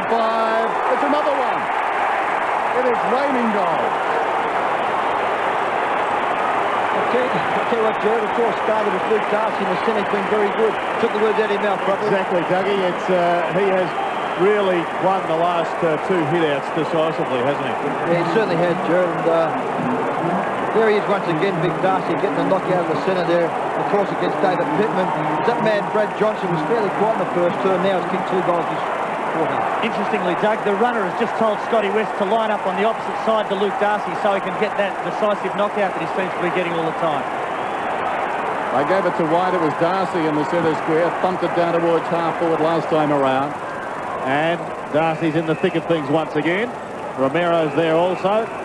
All of a sudden, that 34-point advantage has evaporated to 22. And it's now Brad Wirra on the dangerous McLeod. Good luck. Yes. Shane Allen's at full forward currently. He's being picked up by Credill. Martin couldn't take it out of the middle. Romero can. It's a high kick. Johnson's underneath it once again. Slapped away from him. Pushed back in towards the centre. Martin tries to get through. Has got to go towards Romero. He's beaten by Tyson. Wobbles it down towards Vardy. Got to play and go past. Here Beckley down towards full forward. The kick is long, but it is away to the right. Was that Goodwin? who belted it down. Simon Goodwin. As we go out to the southern stand once again. Pete, goals galore. You'd be loving it. Yes, great to watch, Sandy, but it's interesting, the two forward lines. Malcolm Blight going with about 4 or 5 pairs deep inside 50. Two big blokes and relying on the skill of McLeod and Edwards, etc. Down the other end, there's just 2 pairs for Footscray, the Western Bulldogs. The West boys combine. Away they go. They can go all the way. He can chip over the top. He does so. This leaves the door open now for Croft. Could have kept going, but now elects to go back and pump it long and high. It's bending back. It's going to be close. Up to full forward. Off hands it comes, and it's taken over the line. Ball one behind. Yeah, when the ball pops up off a pack of 4 or 5 players, as it does here, the umpire calling play on immediately. The ball popped up from that contest, so there was no way in the world that Montgomery was going to be awarded that mark. Touchdown. Croft should have gone to Hudson too, on reflection. Well, it didn't hurt to ask the question. He did exactly that. So one behind. Dent belts it back down in front. Clever little tap out to West. Mark West from 46 metres starts it right, stays right. Well, Mark West, his kicking skills have deserted him this afternoon. He's had a number of shots, not just a goal, but field kicking has been poor. And, well, they've got one of the best kicks in the business. Paul Hudson was just waiting off the pack there. That's where the handball should have gone. And not happy again. That's the first one West has missed out to the right. So the Crows regroup. Caven, right on the line, takes the mark. But the Dogs are working back into this. The margin just 21 points now. Still plenty of time till half-time, over 6 minutes. They're looking better. Exhilarating term, perhaps the best term of the final so far. The kick up towards the wing. Grant knocks it down. Montgomery gets it across to West from 55 metres out. Pulls it back, tailor-made for Martin. Up he goes. No mark paid. Play on's the call. Johnson grabs it, throws it on the boot, kicks it towards the outer side. It pitches in no man's land. They come from all directions. Croft jabs it back towards Martin. He's made a difference. Martin gets the hand pass away. Ramiro, too slick for Dent. Can't get any traction. Needs new wheels. Robin got him down. Diving in his Costa. West comes over the top. In goes Ramiro. West and Smart wrestle each other to the ground. And we'll have a ball up. In fact, it may be Robin. Matthew Dent, pretty lucky then. Very lucky, Johnny. It should have been probably a free kick against Denny then. He made the mistake of trying to change directions in that bulk. You just cannot do that. You've just got to continue in the one line. He needed the chains. Pittman knocks it down. This is Martin. He's been very good. Throws it on the boot. Only as far as Smart. Almost entering time on as Smart heads to the outer side. Despite the Dogs challenging, the Crows have held them. They led by 19 points at quarter time. They've extended that lead. Todd Curley's had an outstanding game today. He's kept Mark Rashudo very quiet. And he's picking up a number of possessions himself. West Perth boy. His side playing in the grand final of the West Star Rules competition tomorrow, Sandy. Curley.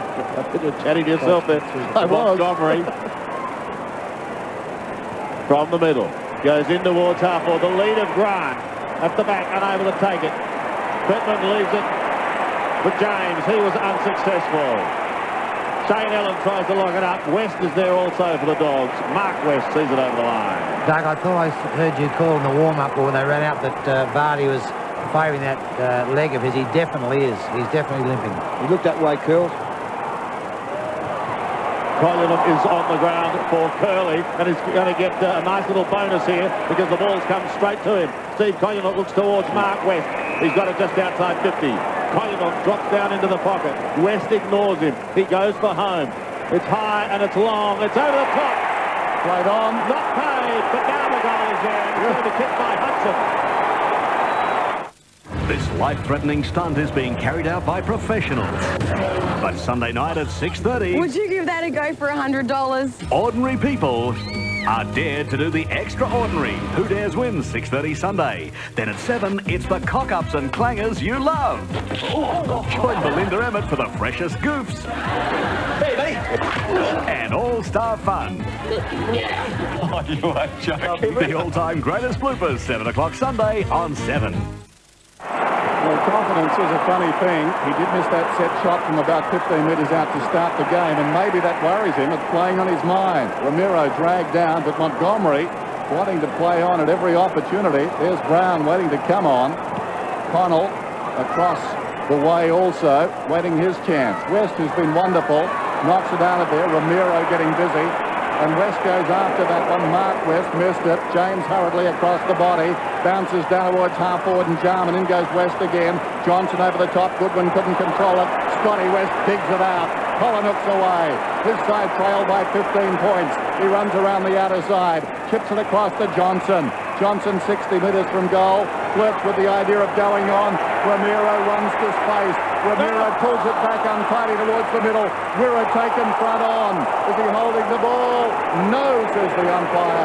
It was held to him. And the reason that can't be paid as holding the ball, Dennis, is that as soon as he took possession of the footy, Darcy that is, he was wrapped up. And I think it was Darcy. You just can't penalise the player for that sort of situation. It's actually Brad Wirra. Yeah, I mean, that's not holding the ball. No prior opportunity. Crows are able to come away. Jose's still slapping himself. He can't believe it. Now Jarman's got a shot. Around the ground he goes. 3 bounces from half back up to half forward. Casual as you like. And then puts out a beautiful pass to Shane Allen, who takes the mark inside 50. And the mark is as good as the kick. It was a tough one to grab. They're hard to catch, low and hard, aren't they? Kick was spot on, but it was a beauty. Matty Connell, as we have a look at that again, comes onto the ground. So too does Brown for the Western Bulldogs. As we saw in last year's grand final, this fellow can kick a ball and kick it accurately. He certainly can. And that was starting left, but this time staying left, one behind. Sorry. Hudson having a spell after kicking his first goal. They've booted 5 now for the quarter, the Bulldogs. So too has Adelaide. Cameron will bring it back into play. Well into time on. Wobbly old punt kick. Difficult one for Jose. Maybe open the door for Robran. He eludes 1. He eludes 2. He chips the Tyson Edwards. Precious seconds ticking away. Edwards on a pretty tight angle. Peter McKenna's over there in the southern stand watching behind him. What's he got, Pete? Well, he's got a very tough kick under windy conditions. Almost a straight kick, Sandy, but he was looking across. He wanted to give a short pass across. So I'm right behind this kick as he comes in. Oh, it looks good off the boot. Beautiful kick. He's got it. Edwards has got his second for the quarter.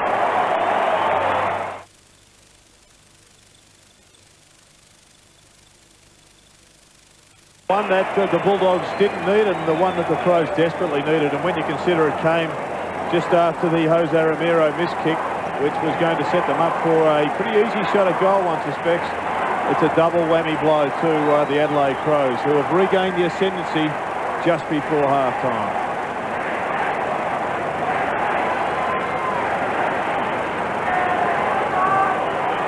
And the quality of this term has been quite outstanding. Pittman goes up, knocks it down. Jarman gets the hand pass off. Out of the middle, it's James. Well inside the 50, Robran almost. Garlick gets back, slips it away. Trediuk, that was very close to holding the ball. Garlick grabs it, kicks it back outside the 50. Connell will send it back in from 70 metres out, sets it up. They'll contest about 20 metres out. Wine knocked it away. Ellen falling to the ground to Jarman. He won't miss.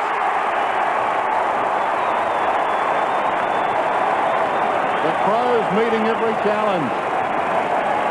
But the positioning there of Matty Connell was what set up this goal. He was just situated some 60 metres away from the Adelaide Crows goal mouth. He was the one that ended up picking up the ball because under pressure, that's where the Bulldogs defenders do go. The punch probably wasn't strong enough, though. It certainly wasn't. Scotty Wine probably should have punched a lot better there on that occasion, Jared. But the amazing thing here, in the midfield, handballs, Western Bulldogs have had 30, the Adelaide Crows only 8. Scott West has 8 handballs in this term. He's been outstanding. It's been a 12-goal blast in this second quarter. A fantastic quarter of football. Again, the Crows steady. They show their ascendancy. With just on a minute remaining, James' kick is high towards half forward. The hand pass is threaded through towards Jarman. He wobbles it even further forward to Pittman. The big man has trouble, but he eventually picks it up, kicks it down towards the forward line. Pressure on the defence once again. Crediel pokes it wide. They can't afford to let them get another one. James is ripped to the ground by Steve Crediel, coming through like a road train. And James picks himself up and readies himself to fight another day. Certainly nothing illegal about that tackle, Sandy. It's just by the jump up, not a problem. And now one's being plucked out. It's going the way of Pittman. He's 55 metres out. And we're inside the last 40 seconds. He plays on. Kicks from 52 metres. Centering towards McLeod. McLeod couldn't take it. Goes again. What a three in football. What a champion. They've got them rattled again. I'll tell you what, Gerard, I questioned Andrew McLeod about beating the All-Australian side. I'll tell you what, this bloke's just a brilliant footballer. He's kicked 4 goals. He had Tony Liberatore at the start of the game, was just too good for Libba. And now Simon Garlick's gone on and continued on his merry way. This boy can play football. He's an excellent footballer. And the Crows, every time the Dogs answer the Crows, they just come back. They are a very, very classy outfit. Yes, there's no doubt he's a superstar, Doug. It's difficult to categorise him, whether he's a midfielder or defender. He's just a champion player, and he's done it again so far for the Crows. Pittman knocked it down. Good one. Out of the middle, down towards half forward. Robran, dying seconds of the term.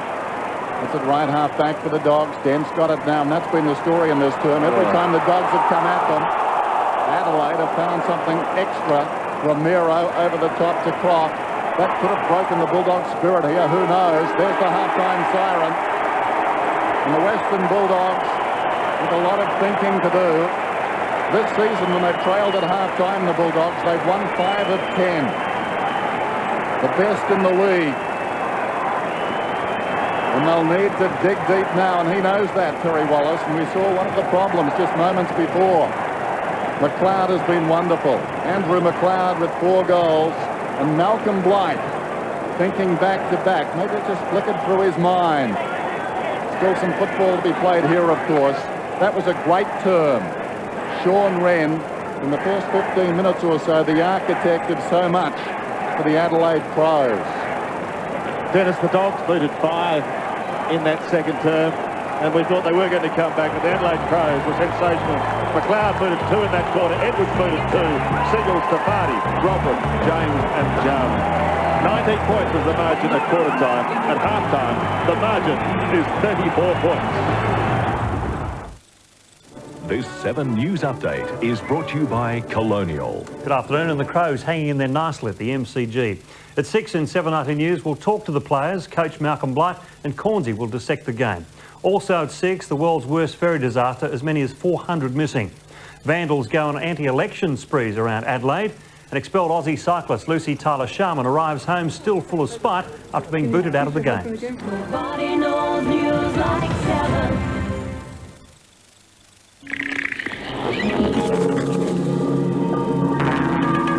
At ANZ, we believe you should be able to own your own home and still enjoy all the wonderful things life has to offer.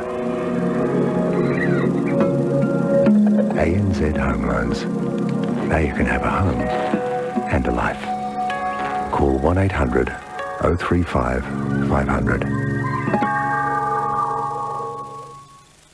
Tired of that? Well, try this. This week only, 30 to 50% off with 6 months interest-free. Try this, or this, or this, and the lowest price or it's free. Discount Lounge Centre, 90 Main South Road, Ranella, Discount City, Parafield, and 23 Anzac Highway, Keswick.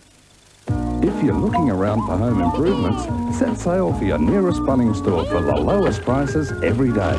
Assorted green grub garden mixes a bargain at $2.50 each. 4-litre spring fence coat from $9.95. 4-piece garden tearlight kit just $29.95. Assorted shower curtains from a low $4.95. 5-tie millet broom, great value at $6.88. And these pop-up sprinklers only $1.50 each. Lowest prices are just the beginning. Life's not just about hard work, mate. It's about having a good time. My oath. And the good times, great food and great service continue at Lone Star. Lone Star Steakhouse and Saloon. Hey, they're open every day for lunch and dinner.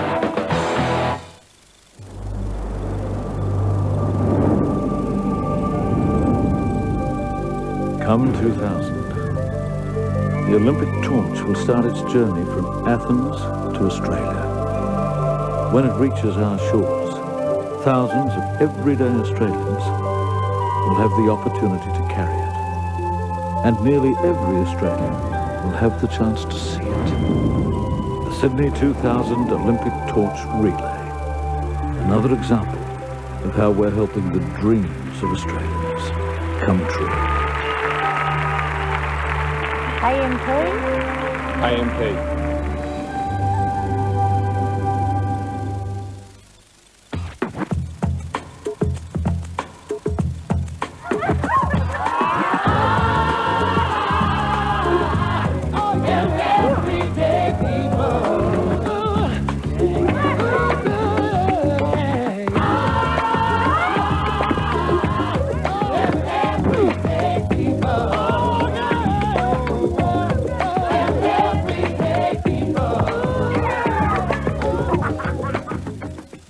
Where to, Heather? Look on you. Love it.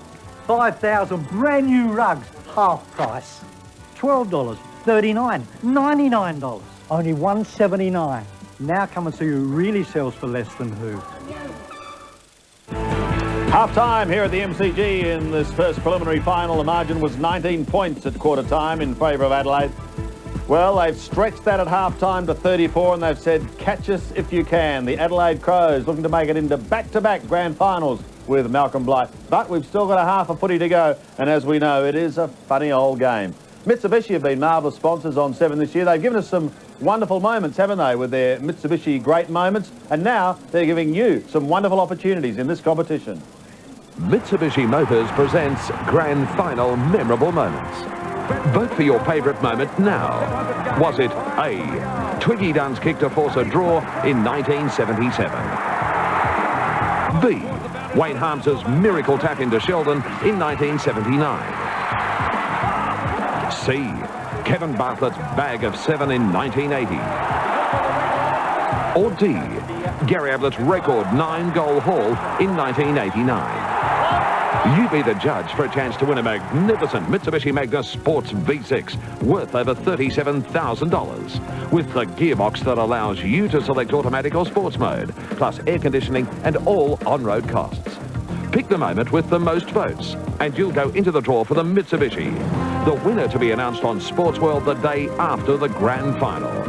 Pick up the phone now and win a magnificent Mitsubishi Magnus Sports V6.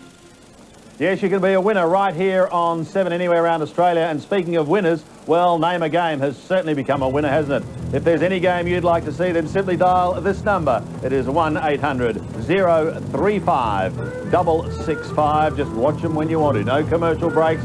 And the game is all yours. All the top sport is coming away here on 7. What a busy weekend it's going to be next weekend. Not only is it grand final weekend, but it is also a chance for the Australian Davis Cup team to try and climb back into the forefront of the Davis Cup. To do that, they've got a journey to Townsville and beat Uzbekistan. On paper, it shouldn't be too difficult. But of course, all that action is coming your way here on 7. And for trivia buffs, well, the St George Trivia Quiz has certainly proven to be a winner, especially for Peter Callery of Parkside in South Australia, because he correctly answered Ron Barassi as the coach of the Sydney Swans before Rocket E took over the job. For you to be in it and win $2,000, 1-902-555-995. And here is the question in this week's St George Trivia Quiz. Who captained the Allies in their last appearance at the Gabba in Brisbane on the 10th of July this year? There is the phone number. Go to it and you too can be a winner. The Adelaide Crows lead by 34 points at half-time here at the MCG.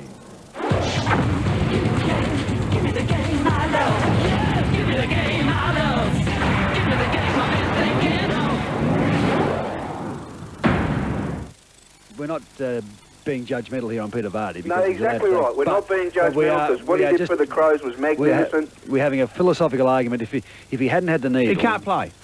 So, therefore, on that particular day, taking the needle hasn't enhanced his performance. No, it hasn't. It's enabled him to play at his natural level. He could have played. No, he couldn't have played. Without the needle, he can't play. So he's taking the needle, which is... KG and Cornsey on 13.95, Adelaide's 5AA. End of subject. End of conversation. Now, at your local Keno agent, there's a chance to win $1 million every 5 minutes with Keno Spot 10. Pay $1, pick 10 numbers, and 5 minutes later, Keno!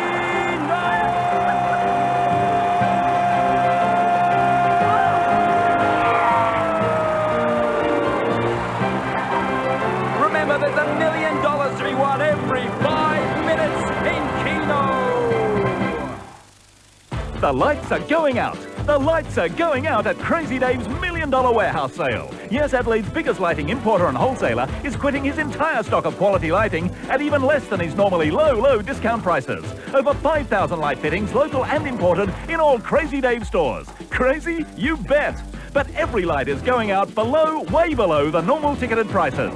Crazy Dave's $1 Million Warehouse Sale. On now, open 7 days, all stores. If you miss it, you're crazy. Every day, thousands of Australians quit smoking. Some go it alone, others get help. Hello? Yeah, look, I want to quit smoking. Sure, well, you've taken the first step. That's great. Have you tried gum and patches before? Hello, Quitline. How can I help you? And I can send you a quit book if you'd like. Planning ahead is really important. So how are you going with your quitting? Not everyone successfully quits first time. Quitting is never easy, but you can do it. Call Quitline on 131 848. 131 848. You'll find a great deal in your letterbox this month. Great deals on the full Holden range, and the value doesn't stop there. All in Holden's #1 for value catalogue. Happy anniversary, Holden. Cyclists. Now you see them, now you don't. Cyclists are often obscured by traffic or roadside objects, making them invisible to motorists. That's why it's important for motorists to be extra watchful, and for cyclists to wear light-coloured clothing and use lights after dark, because the sooner you're seen, the safer you are. So if you ride a bike, make sure you can be seen. And if you drive a car, watch for cyclists. Now you see them. Together, let's do the right thing and share the road. Make it a long weekend in November. Step out in style. Splash out on the family and take them for a ride. Show them a great time. So jump to it now. The Adelaide International Horse Trials returns to Victoria Park Racecourse on the East Parklands from November 12 to 15. Saturday's cross-country action is free, but to secure the best seats for dressage and show jumping and details on the exclusive Members Club, ring Bass Dial and Charge on 131246. It all started with Jim and 2 McDonald's quarter pounders. And now it's here, McDonald's double quarter pounder with cheese, with 2 beef patties and 3 slices of cheese. Only McDonald's double quarter pounder with cheese is the official burger of the AFL. 34 points, the margin here at the MCG at half-time, with Adelaide Crows in control, 13-8 to 7-10. Looking further ahead to Monday night, we're watching Scotty West out here at the moment, one of the favourites for the Brownlow medal. Last night, of course, we saw Wayne Carey in action, another. Now, here you are right around Australia, your times to join us for the Brownlow medal. It's 8:30 in Melbourne, Adelaide, Perth and Tasmania, 10:20 in Queensland and 10:30 in Sydney and Brisbane. That is to decide who will win the 1998 Brownlow medal. Let's go play tracking now with Lee Matthews. Lee, you've been keeping an eye on the big men in the first half. Yeah, the big fellas in this second quarter, and we might start, of course, Scott Wind is in the yellow and Wren in the blue, and Wren's dropping back to half-back, helping out Caven on Grant, and Grant's not getting much of the ball. About halfway through the quarter, Wind was pushed onto Wren, and then Malcolm Blight pushed Wren into the forward line, and Wind went with him, which have left, of course, Pittman and Darcy as the ruck combination. But we can see, really, these big fellas are the conventional ruckmen. They're not the McKernans or Whites who run all over the field. They just really move up and down the centre corridor. But certainly Wren was much more effective getting back and helping out Caven against Grant than Wynn was able to help out Croft against Robin. Right, thank you, Lee. Let's cross now to Adelaide and the Convention Centre. I know that Greg Anderson's played in a lot of big games, a lot of finals. Ando is over there at the Convention Centre at the moment, and I would imagine you'd know this atmosphere pretty well. Oh, let me tell you, Sandy, the atmosphere here is absolutely fantastic. I reckon the last 5 or 10 minutes when the Crows really got 3 or 4 goals together, the excitement here was just great. There were, it really was like being at a game.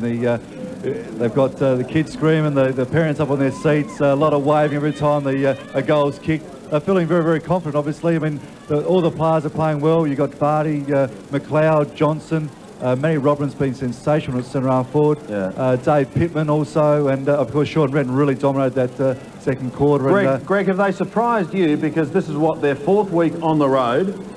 They were playing in very heavy conditions in Sydney last week.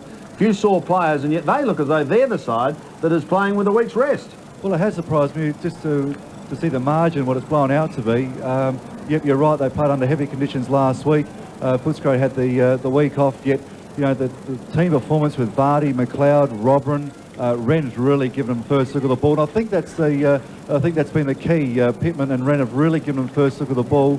And I mean, Western Bulldogs have just been chasing Guernseys for a half, so they have to look tired. And hopefully the Crows can come out and just keep them chasing. Good on you, Greg. We'll join you a little bit later on. I've got a man next to me now who's probably not as happy as you, Greg, at the moment in Dougie Hawkins. But I think, Doug, also, we've got to give full credit to Coach Malcolm Blight. No doubt, Sandy. He's done a great job, of course. You had Simon Minton-Connell down. Cheer up, mate, by the way. Cheer up. Come on, pump We it. had Simon Minton-Connell down to 4-4 of the Doggies. Ben Hart was just too quick for him.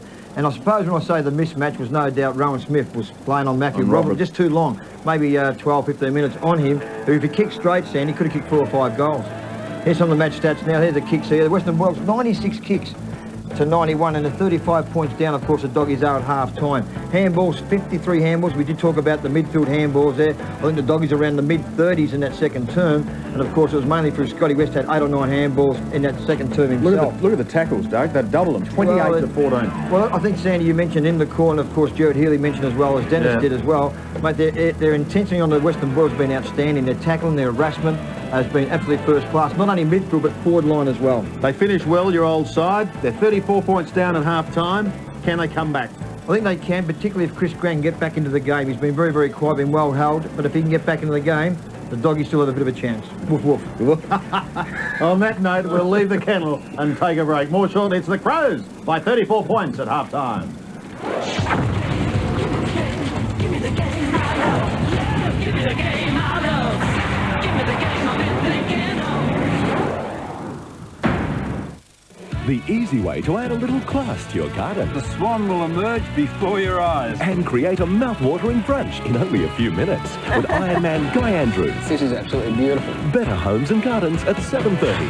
Then at 8 o'clock, where can you feel the adrenaline rush of whitewater rafting? Try the relaxing way to see Europe's historical wonders. And have a go at becoming a Top Gun pilot.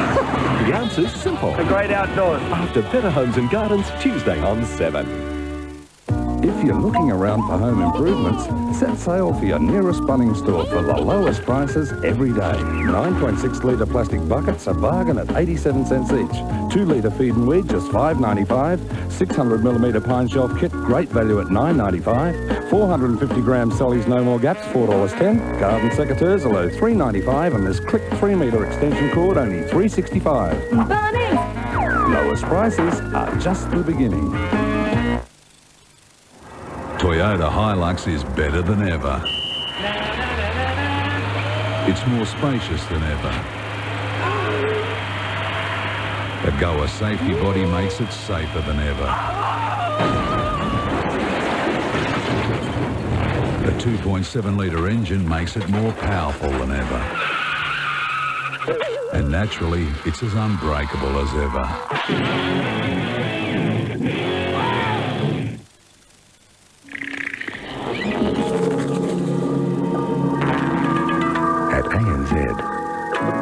We believe you should be able to own your own home and still enjoy all the wonderful things life has to offer. ANZ Home Loans. Now you can have a home and a life. Call 1-800-035-500. Petters. Straight advice, specialists you understand, and no bull. Hey! After 50 years engineering products to help Aussie cars ride, handle, perform and tow better, you can trust Petters to establish what you really need. It's made us #1 in shock absorber, steering and suspension. So insist on the Red Bull. It ensures it's better at Petters. And don't forget, no bull. Oh, Ralph!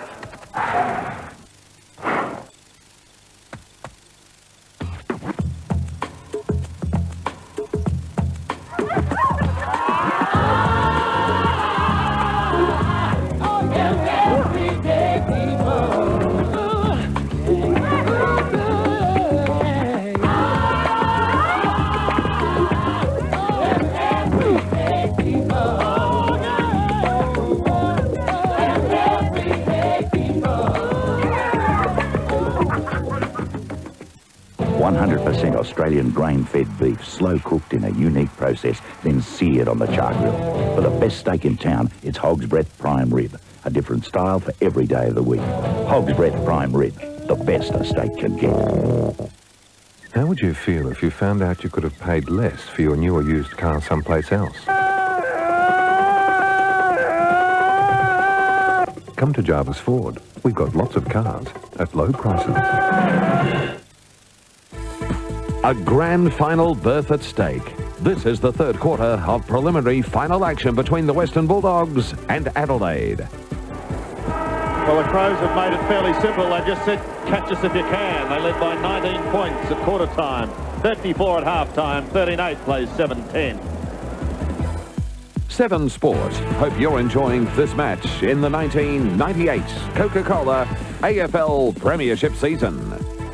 Well, in the past 11 seasons, the team with the rest has won 12 times, and the team that didn't have the rest, Jared, has won 3. Are we going to make that 4 this afternoon, the way things are heading?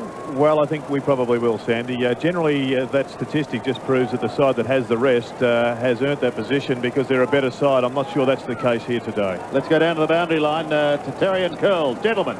Well, Sandy, I haven't got Alzheimer's disease yet, and going back 12 months ago, the Bullies were in the exact same position the Crows are in today, and everybody's thinking, how far are the Bullies going to win by? The Crows turning it around, so don't write the Bullies off yet. There's a lot of footy left yet, Terry. Oh, there is. I mean, the Bulldogs have done it through a team performance all year. It has to be that sort of response here for the second half. But the Crows are putting a lot of pressure on their players. There's no doubt about that. And the umpires are about even. No way. Good news, you're medically okay. Here we go then. Second half, Scotty West tries to win it out of the middle. Can't do so. He has assistance, however. It's taken by Curley. It's a high kick back towards half forward. But chopped off in the first minute. And Peter Caven will take the kick. Bright sunshine over the MCG now. The Adelaide Crows are enjoying it. Not so the Dogs at the moment. Here's Croft. Free kick. Doesn't worry about the histrionics, just plays on quickly with a lightning hand pass. Martin's on the outer side and he's pretty quick. Matty Connell gives chase. Martin's still going. Connell persists, forcing him to kick wide up towards left half forward. Smart comes out, couldn't take it on the half volley. Hudson is there with him. Smart crashes towards the line. The ball, however, is going to be kept in play.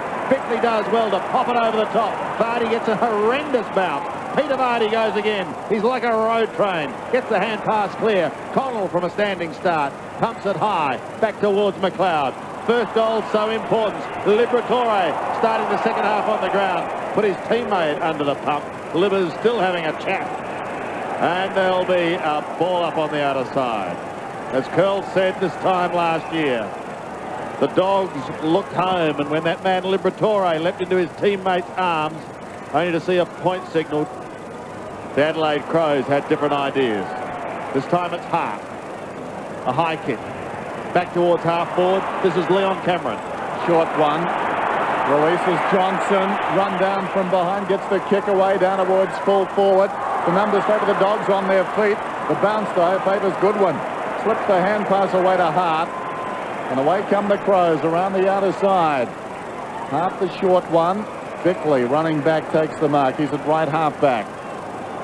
Johnson in trouble too. Dennis behind the play. We'll keep an eye on him. Here's Caven.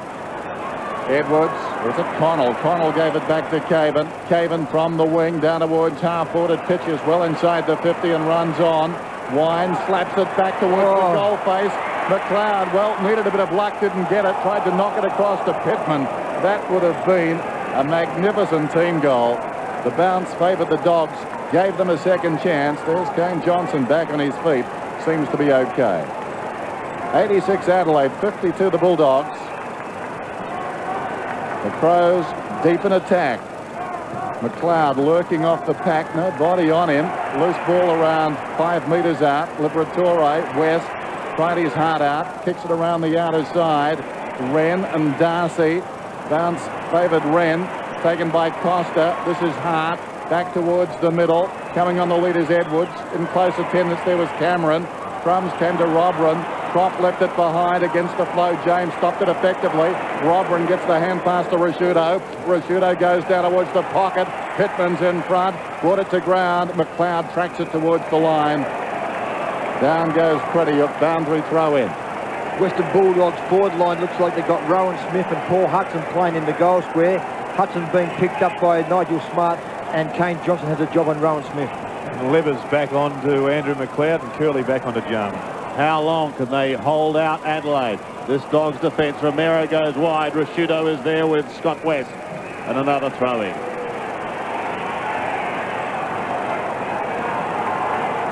That's an interesting decision. Rashudo onto West, one primarily based on getting Rashudo back into the play and to break his tag.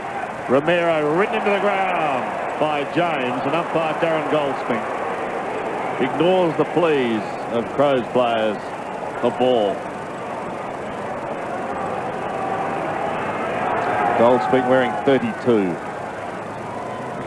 Pittman tries to swipe it wide again. No one going anywhere. They pounce on that, and still over there in the Great Southern Stand, though, and we're happy to say, Pete McKenna. Pete? Yeah, good on you, Sandy. Just watching Nigel Smart. He's gone from the goal square. He is now in the forward pocket at the opposite end of the ground, and this is intelligent play, waiting for that kick to come flying out. Look at him, he's right down deep. He's still heading for the goal square. Pete, we've heard from the other boys. Do you think the Dogs can come back? We know that Adelaide did in a similar situation last year. Yes, I think they can fight back. I don't think they'll win the game, though. I think Adelaide have got too much class, and I think their backline players have got the Bulldogs forward line players very well covered. Pittman smothers his opponent. Rashudo kicks in towards goal, and it's defensively pushed over the line. That was Hudson. That was a good call by Peter McKenna, because Caven is having a great game on Grant. This is Leon Cameron. 13-9, plays 7-10. Early in the second half.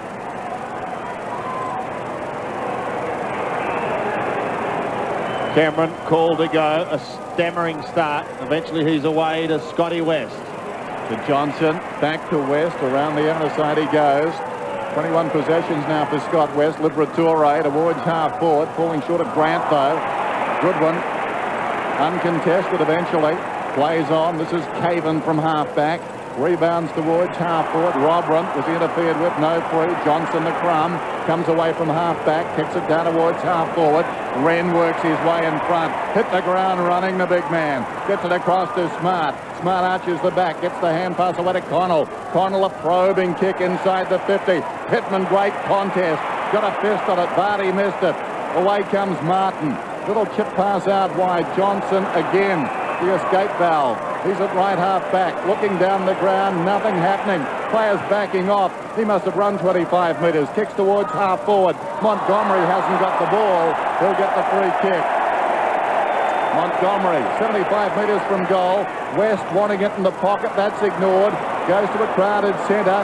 Grant had to knock away from Wren. It's picked up by Bickley to Caven. This is Connell. Connell running away from half back to midfield and Vardy. Vardy to the overlap of Johnson. Here's trouble for the Dogs. Johnson, 75 metres out, could kick a goal. It runs on. Wine dives and touches it right on the line. That is the last line of defence.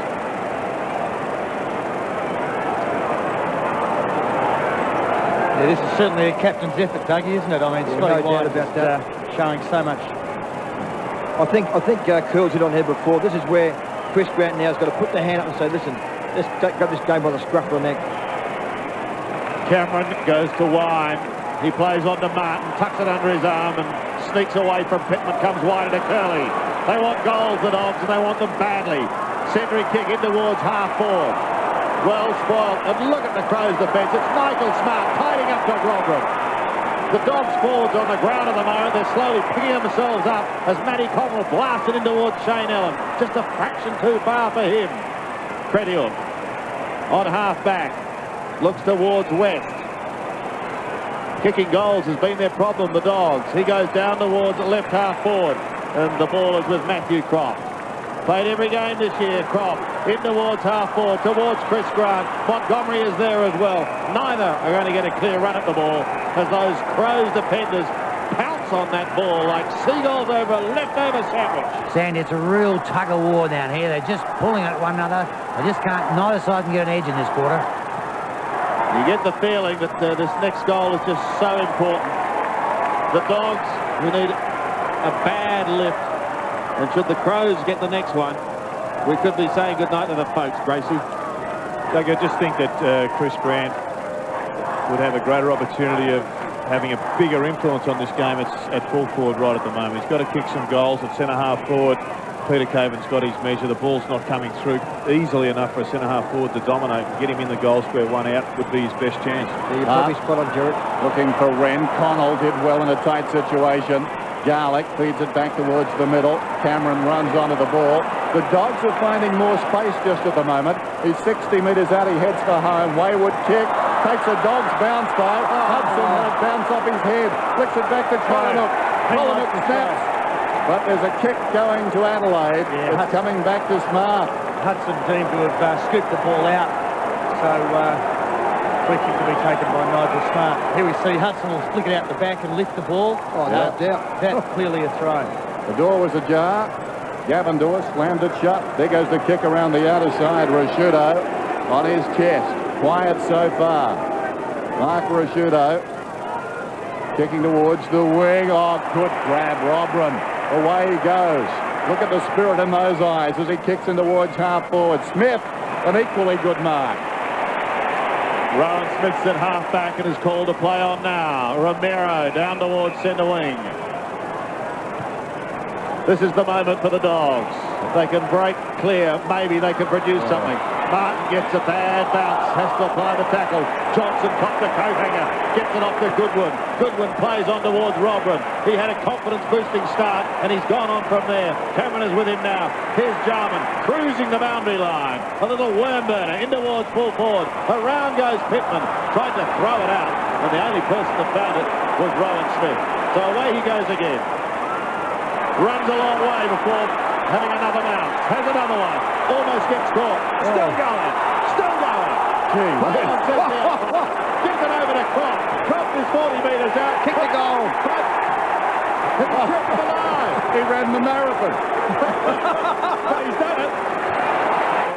It's your chance to win the ultimate grand final experience. Tickets for 2 adults to the 1998 AFL Grand Final, flying Ansett Australia, and staying 3 nights at the magnificent Grand Hyatt Melbourne. Simply watch 7 Nightly News every night starting this Sunday at 6 o'clock. Winner announced Thursday night. He was trapped by a fireball There were 6 adults and children in the house that night. and didn't have a chance. We are treating it as a murder investigation. Now arson becomes murder. I just want justice. Australia's Most Wanted, Monday on 7. Well, there's no doubt Terry Wallace has said last throw of the dice has put Cameron to centre-half back onto Robran. Croft, who's just kicked that goal, has gone to centre-half forward. Yep. And Chris Grant into the forward line, deep forward line. The Dogs are finding space, as I mentioned earlier. Bear in mind, Adelaide played on a very sloppy surface last Saturday night. There could be some tired legs here. Johnson has other ideas, pops it across to Edwards. Edwards to half forward. They would like a steadying goal. Vardy's got the ball. He's booted too. Robran up ahead, the short pass, ill-directed. Connell let it look okay, goes back to Vardy, kicks inside the 50. Darcy. I think the other important move, Doug, is that Rowan Smith, one of the most creative and rebounding half-backs, is back where in his best position across that half-back line. Darcy sets it up, intended for Martin. Clear as Garlick. Gets by Costa to the middle. Romero. Outside him is Martin. The Dogs are running hard. They're starting to bark now. He pulls it back to the middle. Wide of Hudson. Curley is lurking alongside. Hudson measures the kick. Bounces it through. The Dogs are coming. Hi. Listen, I'm really sorry about what happened. Is there anything I can do to help get your car back on the road? Well, with Amy, they're taking care of everything. Quotes? Done. Repairs? Done. Good quality? Guaranteed for the life of the car, even if I sell it. Oh, wow. Well, I guess you don't need me then. Have a nice day. A free service that takes care of all your post-crash running around. Call Amy now. Peter Vardy, hard hit by injury. Maybe he's feeling the pinch. The Dogs have lifted here at the MCG. 2 straight. Can the Crows answer? Can they steady? Collinook's under pressure. Tries to go again. Rashudo tries to slap it back. Suddenly, the Bulldogs have lifted. When they kicked a couple straight in the second quarter, the Adelaide Crows then had the ability to answer, and answer in the best possible fashion. Let's not forget too, boys, last week the Crows had a big game up in Sydney in that wet conditions. It may take its toll in the second half. But it wasn't mud though, was it? No, there was a lot pretty of wet, water. but, you know, pretty still heavy on the legs there, Sandy. Yeah, sure. Scotty West on the outer wing.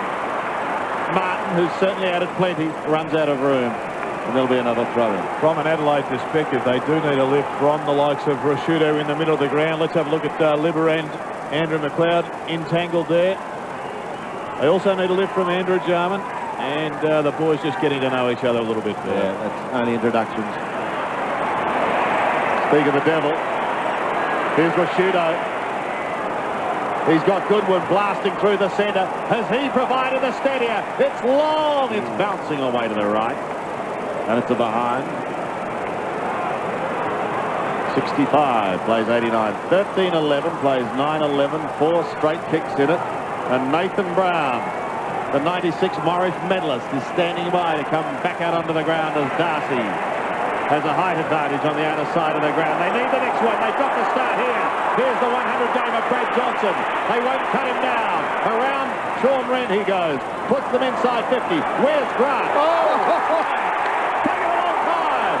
Plays on, puts his teammate under pressure. Oh, no. And misses.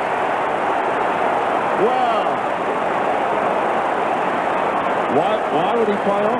What do you do? Do you call it unselfish or do you call it silly play by Chris Grant? Certainly great play by Grant. He was out of position, used his body beautifully there to take the mark. He spotted Hudson over the top. Gee, unselfish or just silly play by the vice-captain Chris Grant.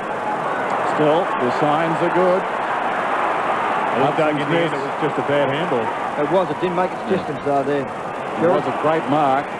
Pittman goes up. Wren feeds it back to the middle. Rashudo getting busy now, sensing the danger. Across to Connell, having a good turn towards the wing, and Pittman.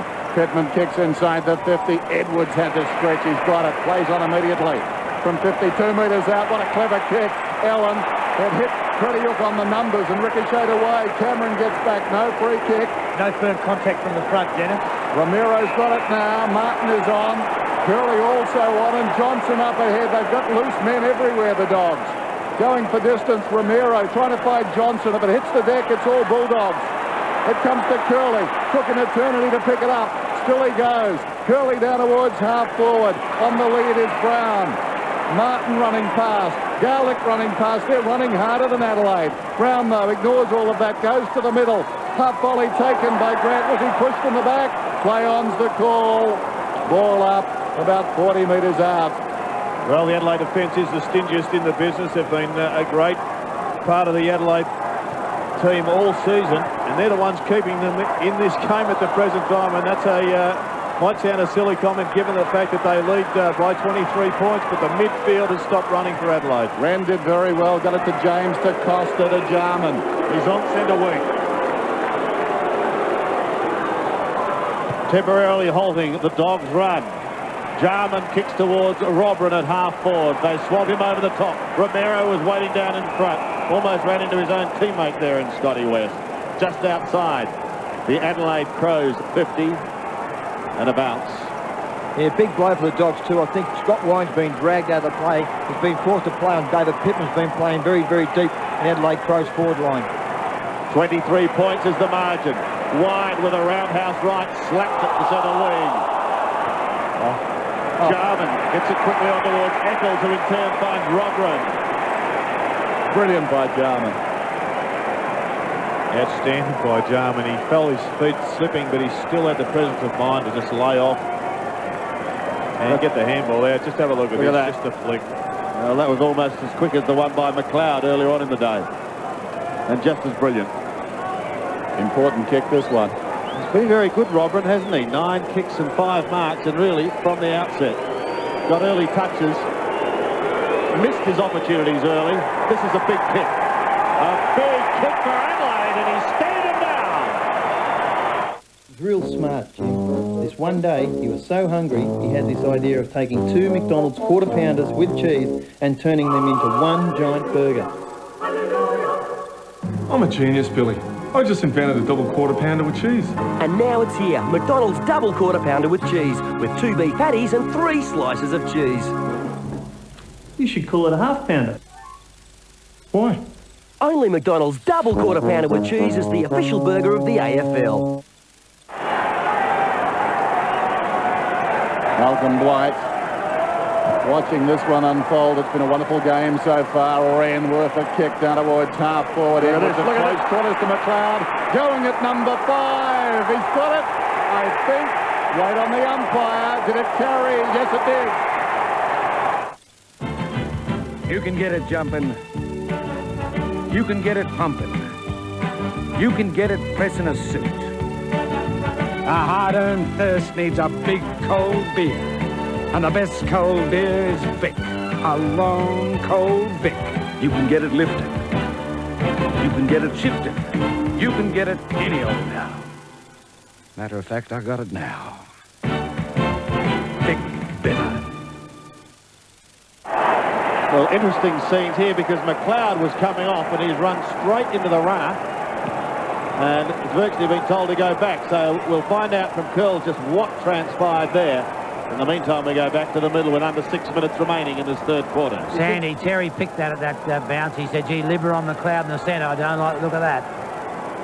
You think if McLeod was quick, he'd take him straight off the ground, wouldn't you? Yeah, he was on his way, that's for sure. That's more wishful thinking. Eccles couldn't take it, ran into a brick wall. Johnson comes away for the dog, but Nigel Smart. What a miser this man is when it comes to defensive football. He gives away absolutely nothing. He goes to Matty O'Connell on the outer side. Matty Connell's kick up towards Robran. Got it on the half volley, needs someone going past, finds him in the roo. Rashudo's kick drops a little short. Wren put under pressure. The big man does well. Gets it away to Costa. Costa to another and Rashudo going past. Can they finish it off? Eccles round the body. He swings, but he's wide. And it's not handsome out of bounds on the full. In the amazing turnaround in the first half, the Western Bulldogs dominated the handball stats. So far in the third term, the Crows have had 30 handballs. The Western Bulldogs only 10.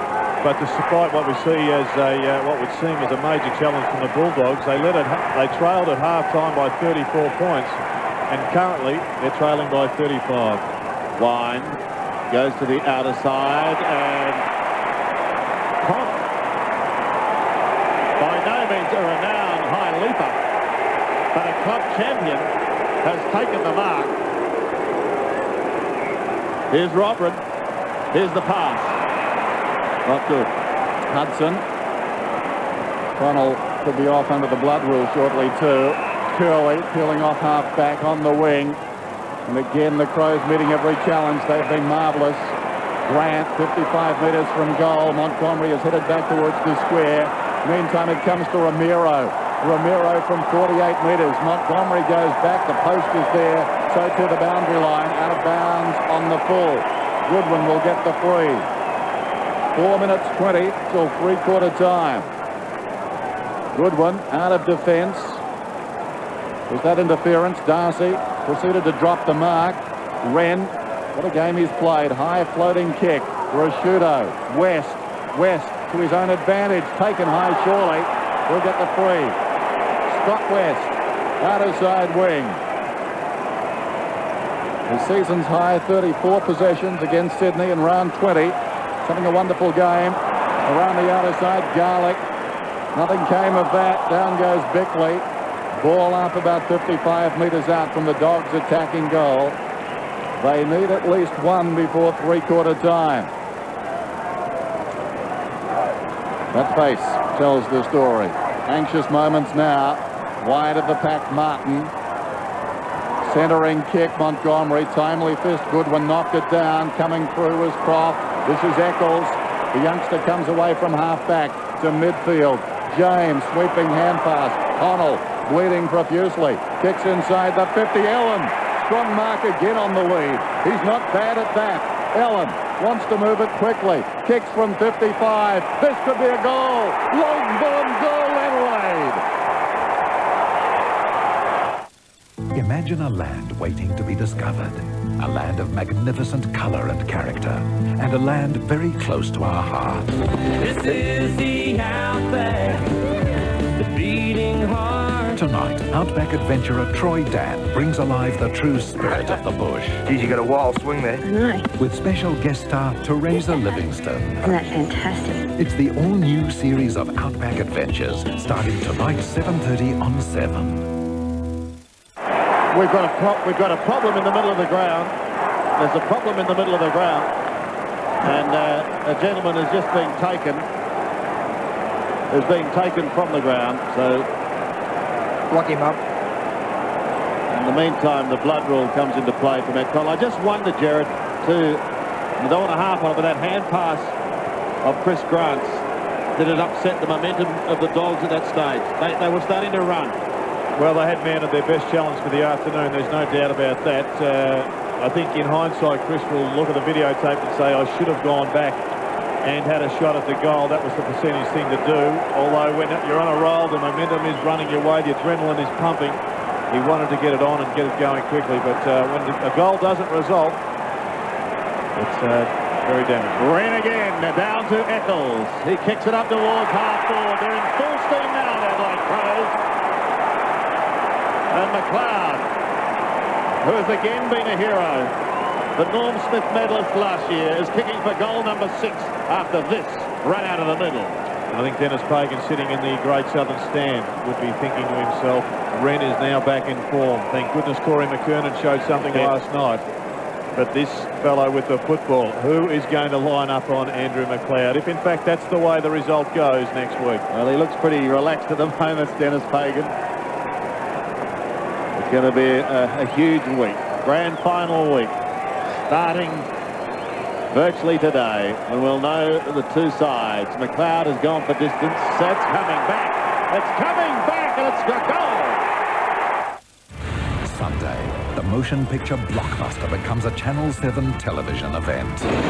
The bomber he put away forever. Civilians die in war, Leon. Is out to settle the score. You're doing this all out of revenge! By going after the one thing in his life that matters. Your wife and daughter just got home. You're a sick freak! Oscar winner Tommy Lee Jones, Jeff Bridges, Forrest Whitaker. You gotta get out of here. The explosive action thriller, Blown Away. Sunday, 8:30 on 7. What a performance by the Adelaide Crows. Challenged again in this term. And now they're pulling away. Grant's gone to centre-half back on Matthew Robert now. Leon coming to a half-back flank. Look at this. Johnson out of the centre. 70 metres out.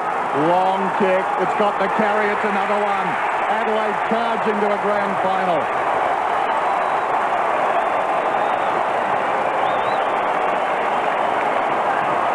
I'm afraid, Dougie, the Dogs are in tatters. Yeah, they certainly are, Sandy. And once again, Sean Wren certainly on top in the ruck here. Getting the ball out of the centre of the Crows. Eccles has been very good on the centre a little bit earlier. Over across there to Kane Johnson, who's been a fairly reasonable player for the Crows as well. His long 60-metre goal was good play by the Crows. They may be home now. Well, they've had a major lift in the midfield over the last 6 or 7 minutes. Kane Johnson, that driving goal was a beauty. But I think Matt Connell, with his 13 possessions in this term, has been one that's really got them going. Well, the Dogs will just want this quarter to end unless they can score goals in a hurry. West goes down towards the half-forward line. Montgomery sits over the top. The ball up at half-forward.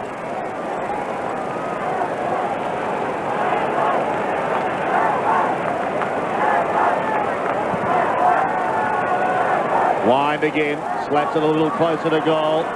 Nigel Smart, Montgomery tries to get it out, picked up by Brown, bends it back in towards full forward. They need something here. Caven is there, he had it, he lost it. It's an attempt to soccer off the ground. Croft is there, Garlick also waiting, doesn't come out. And Darren Goldsmith says, I'll take charge, boys. So Mr. Hart and co pick themselves up. And Simon Minton-Connell might get a run for a minute or so.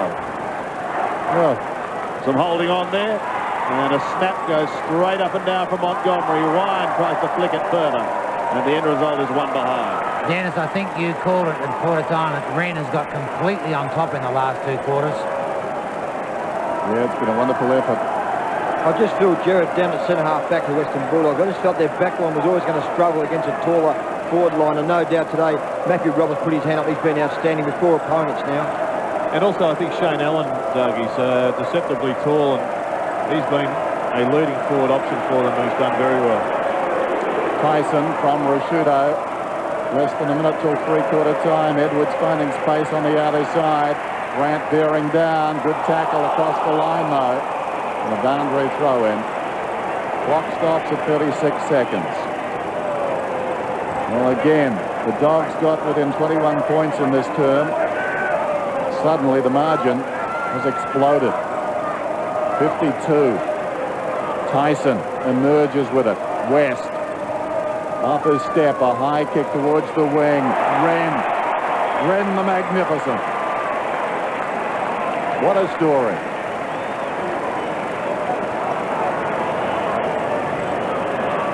Short one. Well, longer than it needed to be. Good one. Inside the 50. Grant dropped it. Coming through down there was Pretiuk. Well played. Went back through his legs. Grant wishes it hadn't. There's the siren for three-quarter time. Powerhouse performance by the Adelaide Crows. They were challenged, but the reigning premiers know what it's all about in September now. Far too steady, far too strong, far too good. Three-quarter time at the MCG in Adelaide. 119 to 67. And Terry Wallace can see the dream evaporating. And already I'm sure Malcolm Blight is thinking about next week. A quarter to go at the MCG, 119 to 67. Adelaide turns to Channel 7 for Grand Final week all next week. Monday, can Mark Rashuto or Sean Wren win the AFL's highest individual honour in the counting of the Brownlow Medal? Wednesday, it's a special Grand Final edition of Live and Kicking. Friday, Bruce McAvaney hosts a Grand Final preview and a look back at 1998 in That Was the Season That Was. Then next Saturday after the all-night footy marathon, Grand Final Day live and exclusive to 7. Adelaide stops for a Grand Final footy fest all next week on 7. With over 23% more power than Hilux, the Mitsubishi Triton is the first four-wheel drive ute in its class to offer a big V6 engine.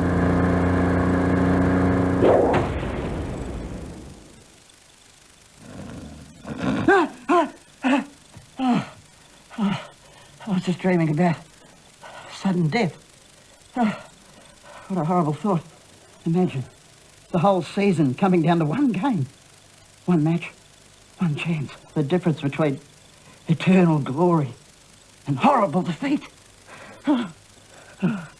Just a few more sleeps to the grand final.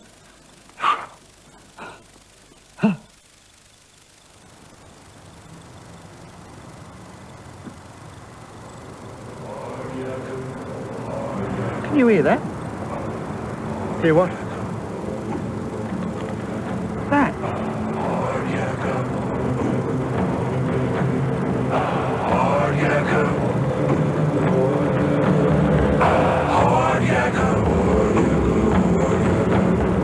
Nothing's tougher than hard yakka.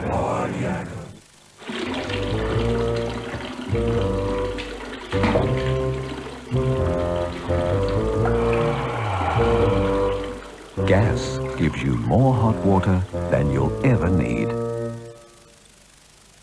If you're looking around for home improvements, set sail for your nearest Bunnings store for the lowest prices every day. Big 25-metre roll of polytube, only $3.98. Arlac portable Par 38 floodlight, just $14.95. Spring tension chair, great value at $12.50. 4-litre Dulux wash and wear 101, only $47.86. 2-tray toolbox, a low $9.98. And 500-gram Osmocote outdoor fertiliser, $4.25. Lowest prices are just the beginning. 50% of runners have feet that roll inwards, causing strain on ankles, legs and hips. 20% of runners don't roll enough, which sends a severe shock through the body. To avoid injury and perform better, some runners need an ASICS shoe made on a curved last. Others need a straight last. The question is, which ASICS shoe do you need? Nobody knows ASICS like the athlete's foot. How would you like to access a toolbox with everything? A toolbox with the very latest equipment to turn the most difficult of jobs into easy tasks. A toolbox that offers friendly, helpful service and practical advice. A toolbox that has over 600 different hire tools to choose from. Kennards Hire. Now you can expand your toolbox without blowing your budget. Kennards, open 7 days a week. There's a hire centre near you. Kennards makes your job easy. For one team, there's only one quarter of football left for the 1998 season. And this is it. Only on 7 Sports. And at this stage, you don't have to be Einstein to know that that will probably be the Adelaide Crows. They lead by 52 points over the Western Bulldogs. Down to the boundary, curls. Well, Darryl, they threatened you for the first 10 minutes, but then the boys recovered brilliantly. Yeah, we just didn't quite use a couple of opportunities we had, but then we did finish very well, and if you finish like that, it does make it hard. One strong quarter away from another grand final. Yeah, certainly the boys have given themselves a real chance for something special, and their thoughts are obviously to start well and to finish it as strongly as we can. Thank you. Darryl Hart, who's the offside of this man, Malcolm Blight. So the Dogs got one quarter of football left. Let's find out as we go down to Terry Wheeler with Brian Royal. Terry. Okay, Choco, this is it. What are we doing? Oh, we just got to fight the game out, Wheels. You know, we haven't played good football. The Crows have run all over the top of us in all positions. So, you know, if we can just fight the game out, at least win one quarter, and this is the last quarter. Got first on the play track. We had a look at Nigel Smart, his offensive running. See, he surges into the opposite end. Paul Hudson, he started on the full-back, and every now and again he'll charge down the other end of the field. The Adelaide defenders love to do that. The ultimate form of defence is to take your forward to the opposite end of the field. And the distance run point per minute, the pyramids there, is when the surge to the other end of the field. Nigel Smart, Ben Hart, they do it so well. You're a master, Lee. Yes. I just wonder, Jared, how difficult would that speech have been for Terry Wallace to give at three-quarter time? You're down 52 points. You're looking at the end of the season and right down the barrel. Well, the reality has struck, hasn't it, that they're not going to be playing in the grand final, and it would have been tough. He would have been talking generally about tactics, but deep in his heart, he would have known that another opportunity to play in a grand final has gone. But he'll look back and know that they've got, they usually average 7 goals a game from marks. Today they have got 0. They've been let down in their forward line. So here we go, the final quarter. One quarter of football for Adelaide to march into another grand final. One quarter maybe for the season left for the Western Bulldogs. Down towards Robin, slapped clear of him. He's been fantastic as Chris Grant sees it over the line. You just think if Western Bulldogs had any chance of winning, Chris Grant has to be a centre-half forward, but Terry Wells has been forced to play him at centre-half back as Matthew Robin has been a great player for the Crows today. Scott Winders going forward. Pittman and Darcy. Darcy had a front spot. Martin ducked at the right time, fortunately for him, and Luke Darcy's forced over the line for another throw-in.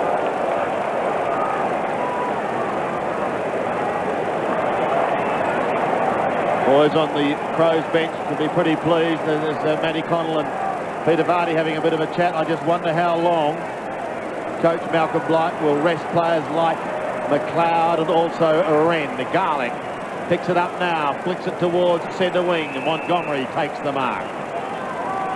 Now, one of that 4 or 5 very, very smartly to have any chance. In towards centre half forward. The target was Croft. He couldn't take it. Nice little hand pass towards Romero. Shrugs one tackle. It came from Brown. He wobbles it in towards full forward. He wobbles it to the left. And it is one behind.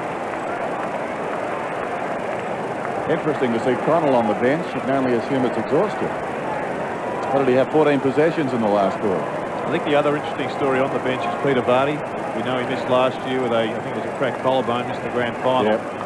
And there would be some doubt, I would have thought, regarding that ankle injury. You'd expect him to spend most of the week staring at the inside of a hyperbaric chain. And one more guy on the bench there, Jared. I'll pose this question to you. Tony Liberatore, been a super player.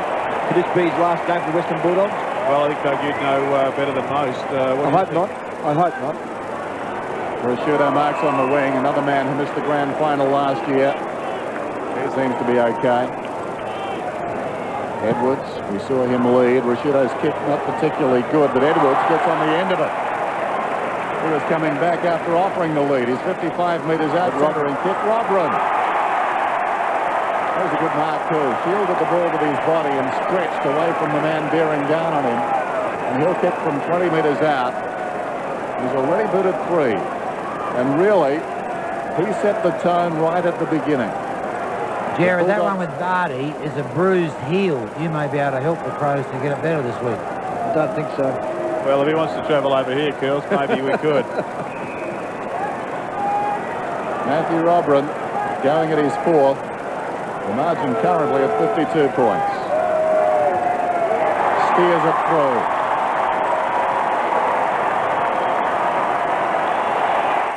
Well, you talk about desperation. That is just fantastic work by Gwen Jenkins. Now she's got a chance to convert, Robbo. No doubt about that, Sandy. From about 45 metres, a difficult angle and a stuttering approach, but she's done it very, very nicely. She's kicked her third, given the Tigers a chance. With an ANZ Visa footy card, you can score points with your favourite team. It's been a great start to her career. No doubt about Gwen. Red of the eye of the lead. 6 goals to McLeod, 4 to Robran. They've been 2 of their keys up forward. They've been quite sensational. And they stretched their lead early on in this final quarter. The Dogs are still running. Scotty West gets it out towards Martin. Martin bends it in towards Romero on left half forward. Out of the shadows and into the sunlight he comes towards Scott Wine. And he marks just on 50. Back to Romero. They're zigzagging down into towards the forward line. The sun is creating a few problems. Not too many for the Crows, however. Mitten Connell. Mark not paid to the Crows. I thought it may have been. It's belted wide towards McLeod. He's on half back and has time to just chip it up towards the centre wing area, where another kick sees it float another 25 metres before going over the line, courtesy of Tyson for throw-in. Sandy interchange for Adelaide. Connell, Stevens, Vardy, Rintel. The Bulldogs, Collinuk, Dent, West, Liberatore. What stage of the game, Jeb, would you take off maybe an Andrew McLeod or a Sean Wren, you think, at this stage? Well, I think that Melton would go to about the 10-minute mark and make sure that no challenge is coming from the Dogs. But he's obviously got a problem, Andrew McLeod, and you wouldn't expect to see him run this quarter out. Hudson DaCosta. Taken out by Tyson, but not before he gets his kick. Hart charges the ball. He's got Eccles running with him. And Andrew Eccles looks down towards the half-forward line. Tyson Edwards comes steaming out. They're running on a full tank of fuel at the moment, the Crows. Don't worry about that as Edwards. Robran will be the player. He was, but he was doing it from behind. And Martin will take the hand pass, and the Dogs again defend. Good mark by Curley. Out wide, Brown has it. In the shadows of the stand, there's Hudson. Had to contend with his son. Missed the mark. No fault of his. Smart finds Bickley. Running for him, McLeod, who seems to be okay now after that scare in the previous term. Costa on the 50. Can turn and go, Costa. Not normally a good kick at goal. This one is trying to bend back. Going back is Crediuk. Drops the mark. Plays it very close to the line. Kicks it around the outer side. Setting Johnson with a task now. He can't keep it in. Boundary throw-in. Peter McKenna. Yes, Dennis, you've got to hear that the Malcolm Blight, a lot of coaches would interchange Wren and also Pittman off the bench, but knowing their lack of height down on the back line, the Bulldogs, he's had the ruckman when he comes off the ball down deep in the forward line. Good coaching. Safety first for a shoot out of the pocket. Eccles has taken the mark. Blight is probably wearing a belt and braces. There's Eccles. He'll kick from about 40. It's a rout now. Low kick. Allen behind the defence has taken the mark 2 metres out, and this really hurts. 3 Western Bulldog players within probably 5 or 10 metres without picking him up. That's unbelievable. Allen, who can kick a long goal, has kicked his second. The Mitsubishi Triton, now loaded with a free tray and free power steering. From $17,990. Here's a Mitre 10 paint specialist. And here's the Mitre 10 spring catalogue, full of great home and garden ideas. From the store that guarantees its prices won't be beaten. It's out now, so come on in and save. So Jarman off and Connell on. And it looks as though Malcolm Blight is saying to Mr. Jarman, maybe have a bit of a spell, get ready for next week. as a new footy. Well, it looks like the Crows have kicked the wind out of that one. And next week, it's set up for a fascinating battle, isn't it? The creativity and, I guess, the brilliance of this side, the Adelaide Crows, in particular the man on screen, and Rashudo McLeod against the machine that is North Melbourne. 20 goals, 11, plays 9-14. As Dennis said, it's turning into a rout with the Adelaide Crows steaming towards their second successive grand final. Rashudo overruns it. West got a hurried little chip back towards Hudson. He's in trouble, not before he finds Brown. The Dogs go down towards the forward line, towards Montgomery. Right there with him is Goodwin, and Simon Goodwin sees it over the line. Well, they've been on the road now, week after week, for the last 4. And when everyone thought it would hurt them, the Crows have shown us otherwise. As they did last year, having to come back and win and win and win and win. They did that to take the flag, maybe. They're on their way to doing that again. Maybe that's how they like it.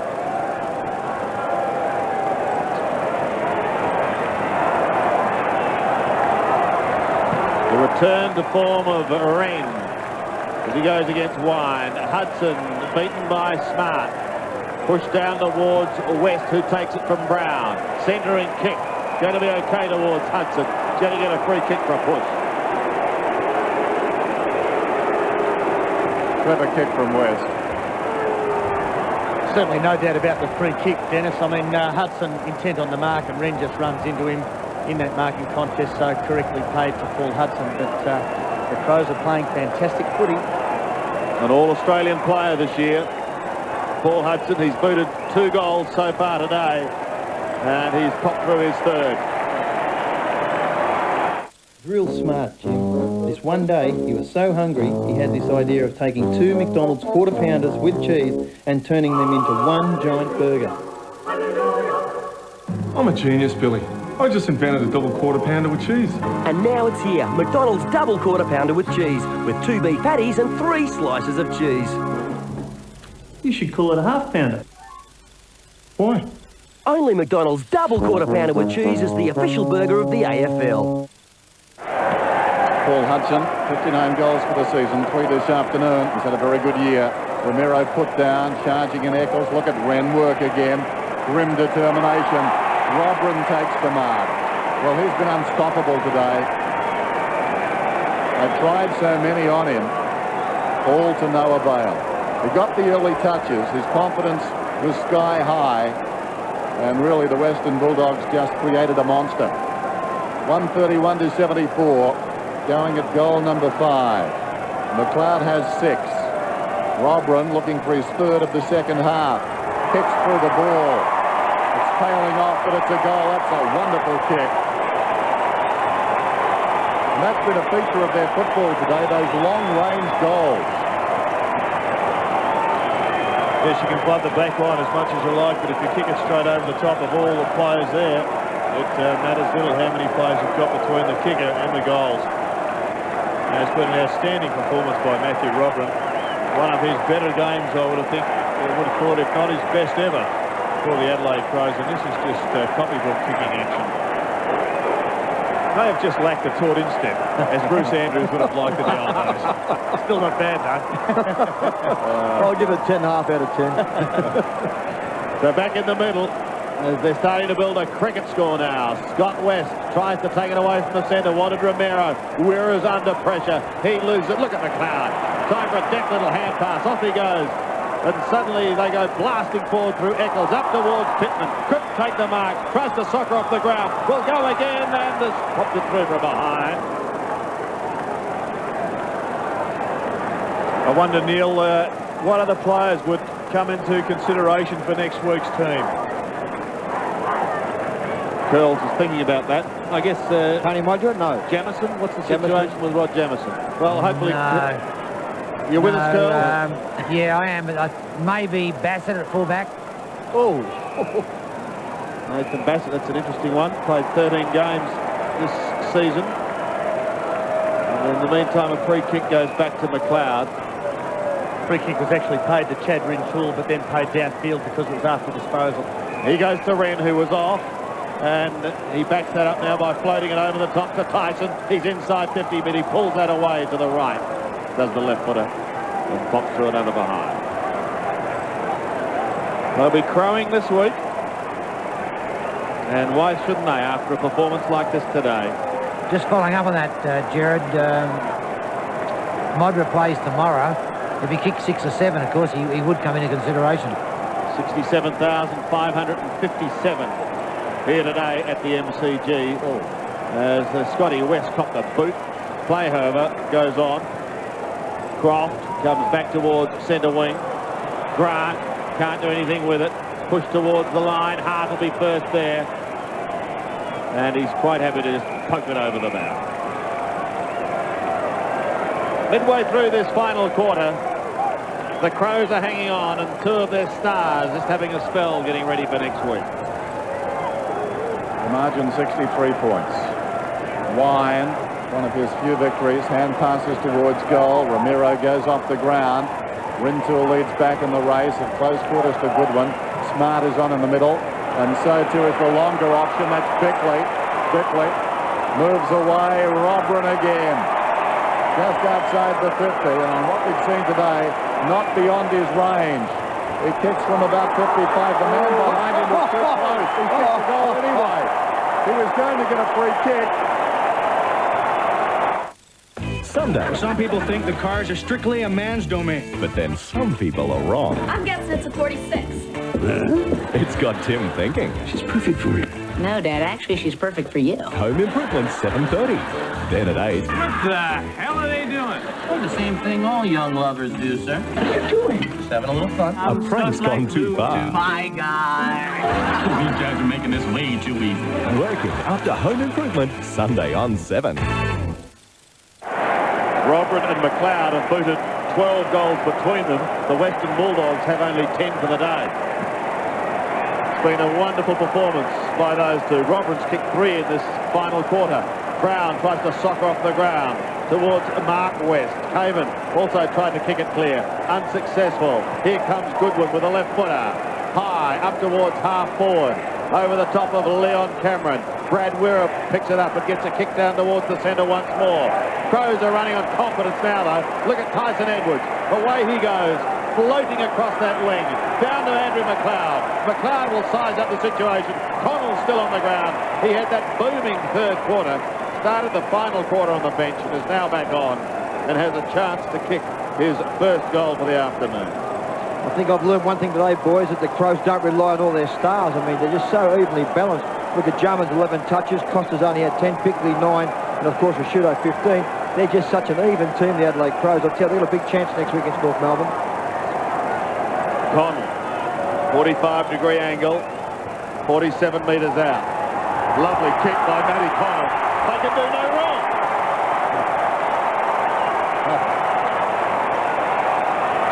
Yeah, as you said, Doug, I mean, so many of the Crows players have put their hands up, haven't they? And they haven't required the big names like the Jarmans to do a hell of a lot. It's just been fantastic today. No doubt, Johnny. A few of the Bulldog supporters on their way home, Doug. Well, why wouldn't you be? I mean, it has been a disappointing day for the Western Bulldogs, no doubt. I believe we've come here with a great opportunity, of course, to win this game, but we've been blown out of the football ground here today. The Adelaide Crows have been absolutely sensational, and they're a very, very classy outfit. Check that scoreline, 23-13 to 10-14. 5 goals to 1 in this final term. Wine knocks it down. Grant goes after it, surrounded, gets the kick down towards the attacking 50. Ramiro leads back in the race, falls to ground, feeds it wide, taken by Hudson, goes at his 4th, and I think he's got it. Too little, too late. But Jose Ramiro, he is the consummate team man right until the last minute. We see a Bulldog fan shattered despite that goal, but Jose just continues to run and, as always, giving off for another teammate. It's a long time between grand finals, isn't it? 1961, their last one, so a lifetime for some of their supporters. But it's not a bad setup, is it, for next week? when the reigning champions take on the 96 champions to decide the champions of 98. And it's all coming away on 7. So wherever you're viewing around the country, you're going to be in for a really, really big day. This is Mark Stevens. Stevens set sail for home with a big kick towards Robert, but a wall in front of him was unable to take the mark. James has put through a behind. Well, he threaded one earlier. That was an extraordinary kick. Well, the handball was better than the Cloud, kick. wasn't it? Yeah. How quick were the hands there, It was George? amazing. Gee whiz. For every winner, there's a loser. Leon Cameron.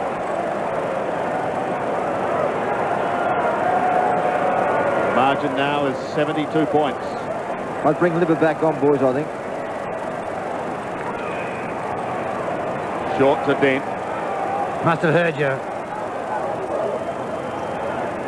This is about to come back on, I think, Liberatore, as Darcy takes the mark. This be it, though. Oh, Sean Wren flips over the top of the Scotty West.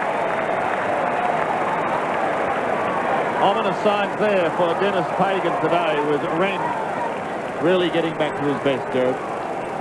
Well, he has been down of recent times, and there has been a theory suggestion that Malcolm Blight was just chaining him up, holding him for the finals. And there's no doubt this has been his best game for some weeks. Well, he let him off the chain of about 5-2, I would suggest, as Libber waits his opportunity. Reportedly suffering from shin splints. There's been a number of theories around regarding Sean Wren, but all we can see, all we can believe with our own eyes is that he is back in tip-top shape. Romero to Rowan Smith, trapped it nicely on the half volley.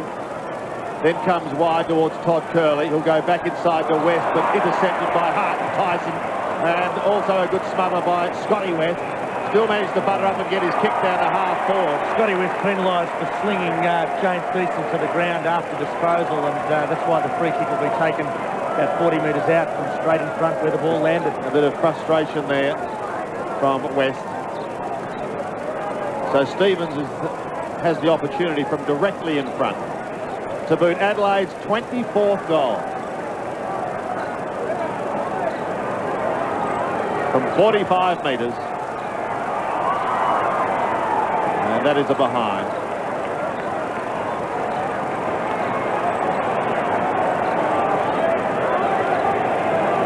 Pete McKenna. Yes, Andy, just sitting up here in the southern stand and watching this kicking exhibition today of Matthew Robran. Just magnificent, and any young kid watching the telecast to watch the way he guides it onto his boot with his right foot when kicking for goal, and that's why he kicks so straight and so long. Short one comes into Collinook. Tony Liberatore on the ground, then Darcy is off, and that's classy by Terry Wallace. He'd be bitterly disappointed. So many things running through his mind, but he had the presence of mind to let Libber finish on the ground as Wirra kicks towards midfield. Grant's around it. Wren bounced off his fingertips. Liberatore goes in. Over the ball, has plenty of company. Caven showing no compassion. Oh, Liberatore let one go in there. Not going out without making an impact.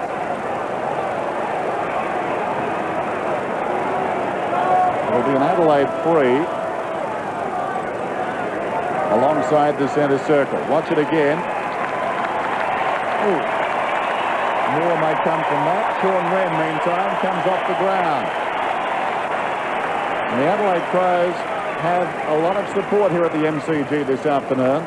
Meantime, Caven, McLeod dropped the mark.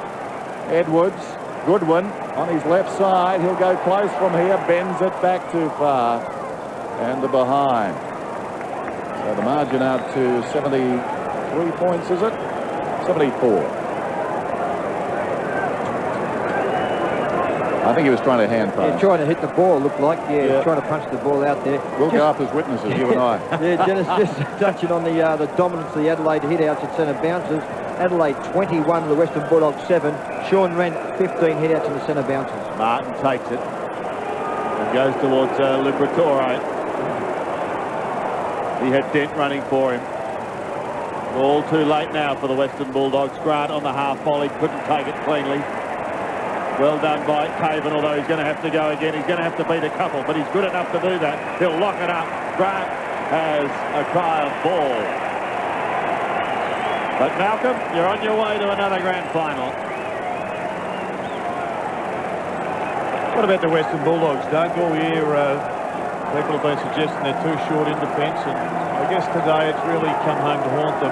They have to restructure their side, go out and get another couple of key players if they're to take the next step. I think, Jared, the big blow is the former Craig Allison. Injuries to him last year on the verge of playing Victoria. Could have played at centre-half back today if fit. I know he did play in the second. And probably the other guy they do miss and adds a lot of bite and toughness to their side is Daniel Southern up in their back line as well. So maybe without Allison, Southern is a big blow for their back line and probably forced to play smaller players down there, Jared. I think the full forward position also, right from the first or second minute, it was pretty clear that Ben Hart had Simon Mitten-Connell well and truly covered. Maybe Cook, getting those 2 weeks could have cost the club a fair bit too as well. Dennis Pagan certainly knows he's going to have a big job on his hands though if they're going to stop this machine from across the border.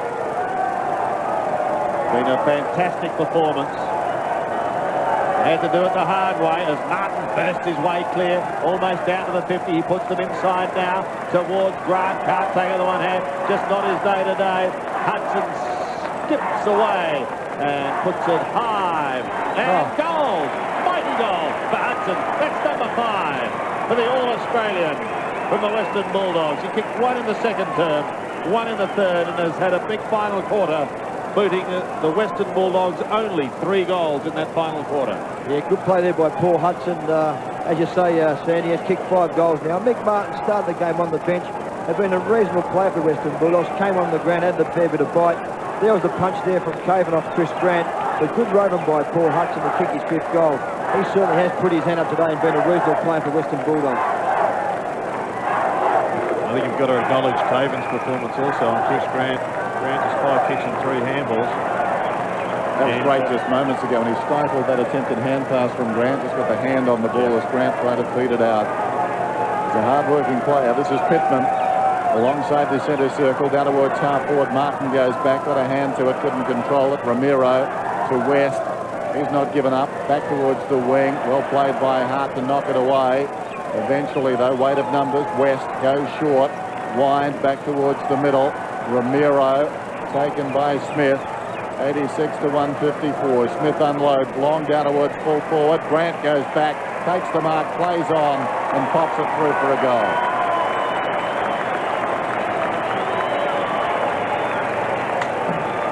Well, great skills on display there by the Bulldogs, but the pressure has just dropped right off in the middle as a forlorn and reflective Brad Johnson looks on. Rowan Smith started the game at centre-half back. It's going to be the decision of the Bulldogs hierarchy that will be much discussed tomorrow, I'm sure. It's a nice kick to Chris Grant, who... What do you do, Jared, after losing 2 preliminary finals now? Well, I think you've got to take some heart out of the North Melbourne story. That's the way they've done it under Dennis Pagan. Yeah, they've certainly had a tough run as far as preliminaries are concerned, North. Into time on now in this final term. And it's Martin again who sends the Bulldogs down towards the forward line. Crows' defence has been so miserly today. And they're not letting anything loose here as Costa sneaks out the back door. Got a couple of options. Tyson was one of them, and he's got him on half-back. He looks down over centre wing towards Robin, who's been a winner. Garlick is waiting at the back. Gets clear of Pittman. Kicks it in towards the centre and finds Rowan Smith. Smith, hand pass is for Liberatore. Tyson Edwards is on his hammer. Crow fans giving Liver the rounds in the kitchen. That won't worry him at all. Dent is taken to the ground. Did he have the football? It matters not. There'll be a throw-in. And the man who played with Fitzroy for almost 50 games, Matthew Dent, or as he was known then, Psycho Chicken, picks himself up, and Sean Wren watches from the sidelines. Brown spun around, picked up on the outer side and driven down towards half forward by Montgomery. But the Crows, as they've done all day, defend stoutly again. Caven into the path of Smart, made him stretch. He got the footy, takes off now, 40 centre square, unloads, it floats down towards the pocket, and McLeod gets on the end of it. Andrew McLeod, 6 goals this afternoon, so too Matthew Robram. Everything that the Crows have touched today has turned to gold and goals for them, and tears from some of the Bulldog faithful. Favourites today coming in. The tipsters certainly like the Bulldogs, but no match.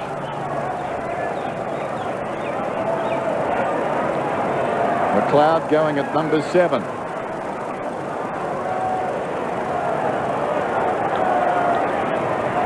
From 35 metres out, gets the goal.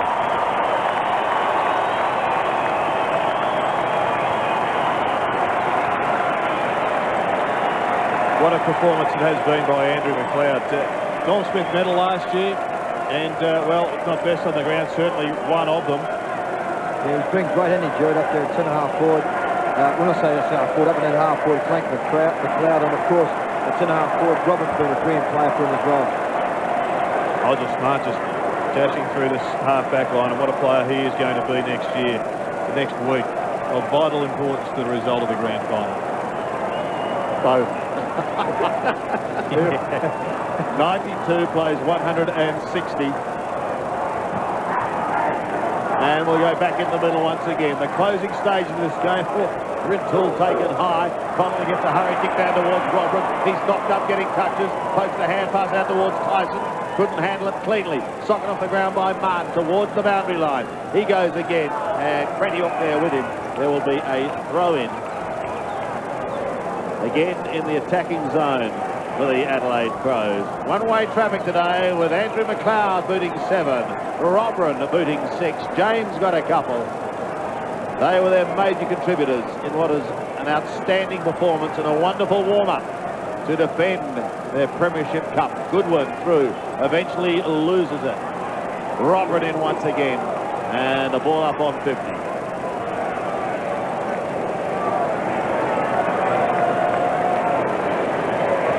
£68 the margin. A crowd of over 67,500 here today. Goodwin tries to sneak out the back door, and Robran just having a few words to say here. And there will be another bounce. I'll tell you what, Sandy, it'd be fair to say most of the crowd, believe it or not, would be Adelaide people. There's just so many Adelaide people here today out of that 60-odd thousand. I'd say probably 40-odd thousand Adelaide Crows. Some may have changed. There's Hudson to the part of Garlick.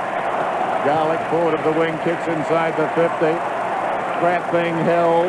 No free kick. Grant clearly held then, Dennis. Eccles comes away, short one to Connell. So we're just playing our time now. Matt Connell, instrumental in that third term by the Crows when they were being pressed. Rintoul takes the mark short of the wing. We talk about players coming into this team, but it's very hard to see any changes being made. Everybody has done their bit. Goodwin, forward of half-back, kicking it down towards half-forward. Over the top, Edwards the big leaper. Downward Hudson. Johnson, head down, feeds it out to Tyson. Tyson from 45. Kicks it behind.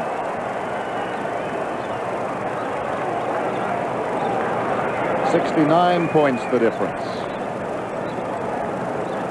What a week it's been. Voted Coach of the Week back on Monday. Or Coach of the Year. Both. I'll be your straight man. Here's Curley. Goes in short to the pocket. Wirra. Looping hand pass Garlick. High kick under pressure. Up towards the wing. Coming back with a flight of it, Croft. Hudson the crumb, breaking away around the outer side. He's booted 5 goals. Nothing to go to. Fed it back to Croft. Croft out wide. Martin short. Inside the 50. Grant wraps it up. Chris Grant. 6 marks today, but only 9 possessions.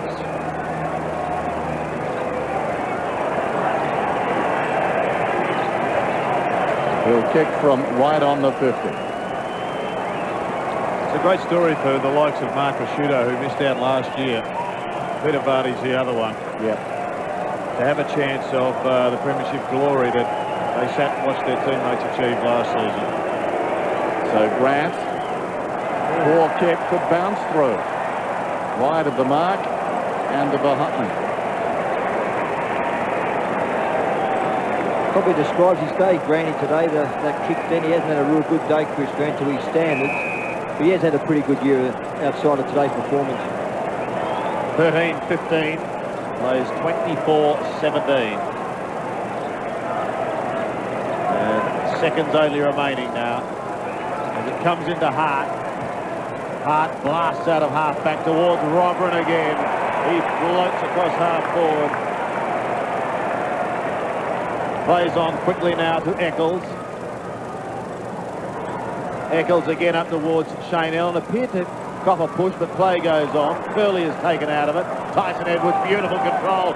Bends it round the body, kicks down towards McLeod. What sort of a bounce will he get? Trickles past him and over the line. Well, Peter Vardy, who was in such devastating form last week, having a spell now. What a thrill it would be for him. We can go into the grand final. It's all over. It's over for the Dogs for the year. And here come the Crows.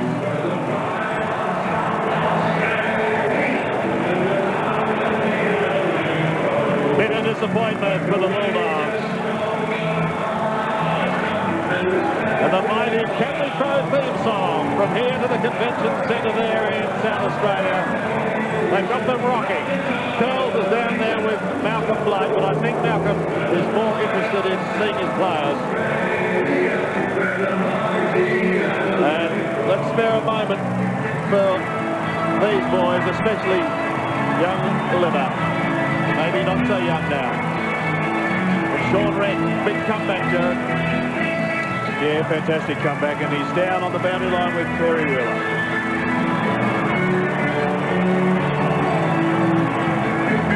Great effort all day today. Yeah, it was very surprising. You know, it was a good effort. We were hard at the ball right. We were going there. It was a four-quarter effort. Yes, Matthew Robin, centre-half forward, really gave the focal point. Yeah, he's definitely a good, you know, when he's catching the ball, we're dangerous, and we're certainly dangerous today with him up there. And Andy McLeod, not bad on the ground. What do you get out? What do you end up with? He kicked 7. Yeah, that's good.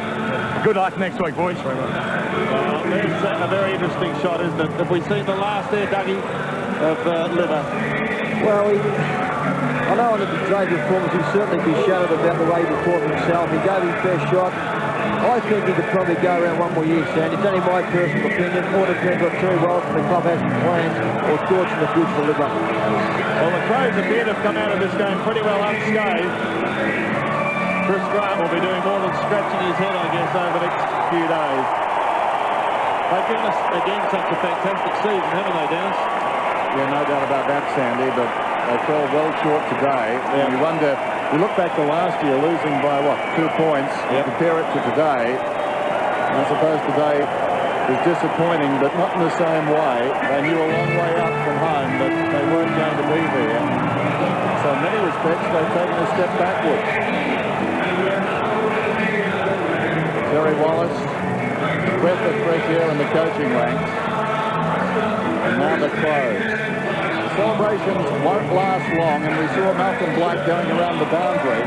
Didn't want to get involved in the media hype leading up to the grand final. He knows it's business as usual. There's one more week to go, and they've got to get their heads down. What a week it will be in Adelaide. They've experienced it once now, and they want more. It's going to be a terrific week over there. And of course, back here next Saturday for the big one. And a chance to go back-to-back. I don't think there's any doubt either, Dennis, that their support base here has grown considerably. Certainly a very good percentage of this crowd following the Crows today as they salute their fans. And Mark Prosciutto, Nigel Smart lead the boys down the race. Mark Prosciutto will play in a grand final, something he was denied last season. A question mark, though, hangs over Peter Vardy, of course. We touched on that before. They were breathtaking today at times, the Adelaide Crows. So Peter Caven coming in. Wonderful moment for some of the young boys too, like Andrew Eccles. Yep. There's always a couple of players that just arrive at the right time at the club and land on their feet, Jared. Well, Aaron Keating last year in particular, just a couple of games throughout the season, then bobs up in a grand final and a premiership. Rintoul the same. Yeah, there's Kane Johnson coming back into the lineup for Andy McLeod. 7 goals for the Norm Smith medalist. He booted 7, Robert booted 6. And I reckon they'll be in pretty good voice, the boys, after this thumping win over the Western Bulldogs.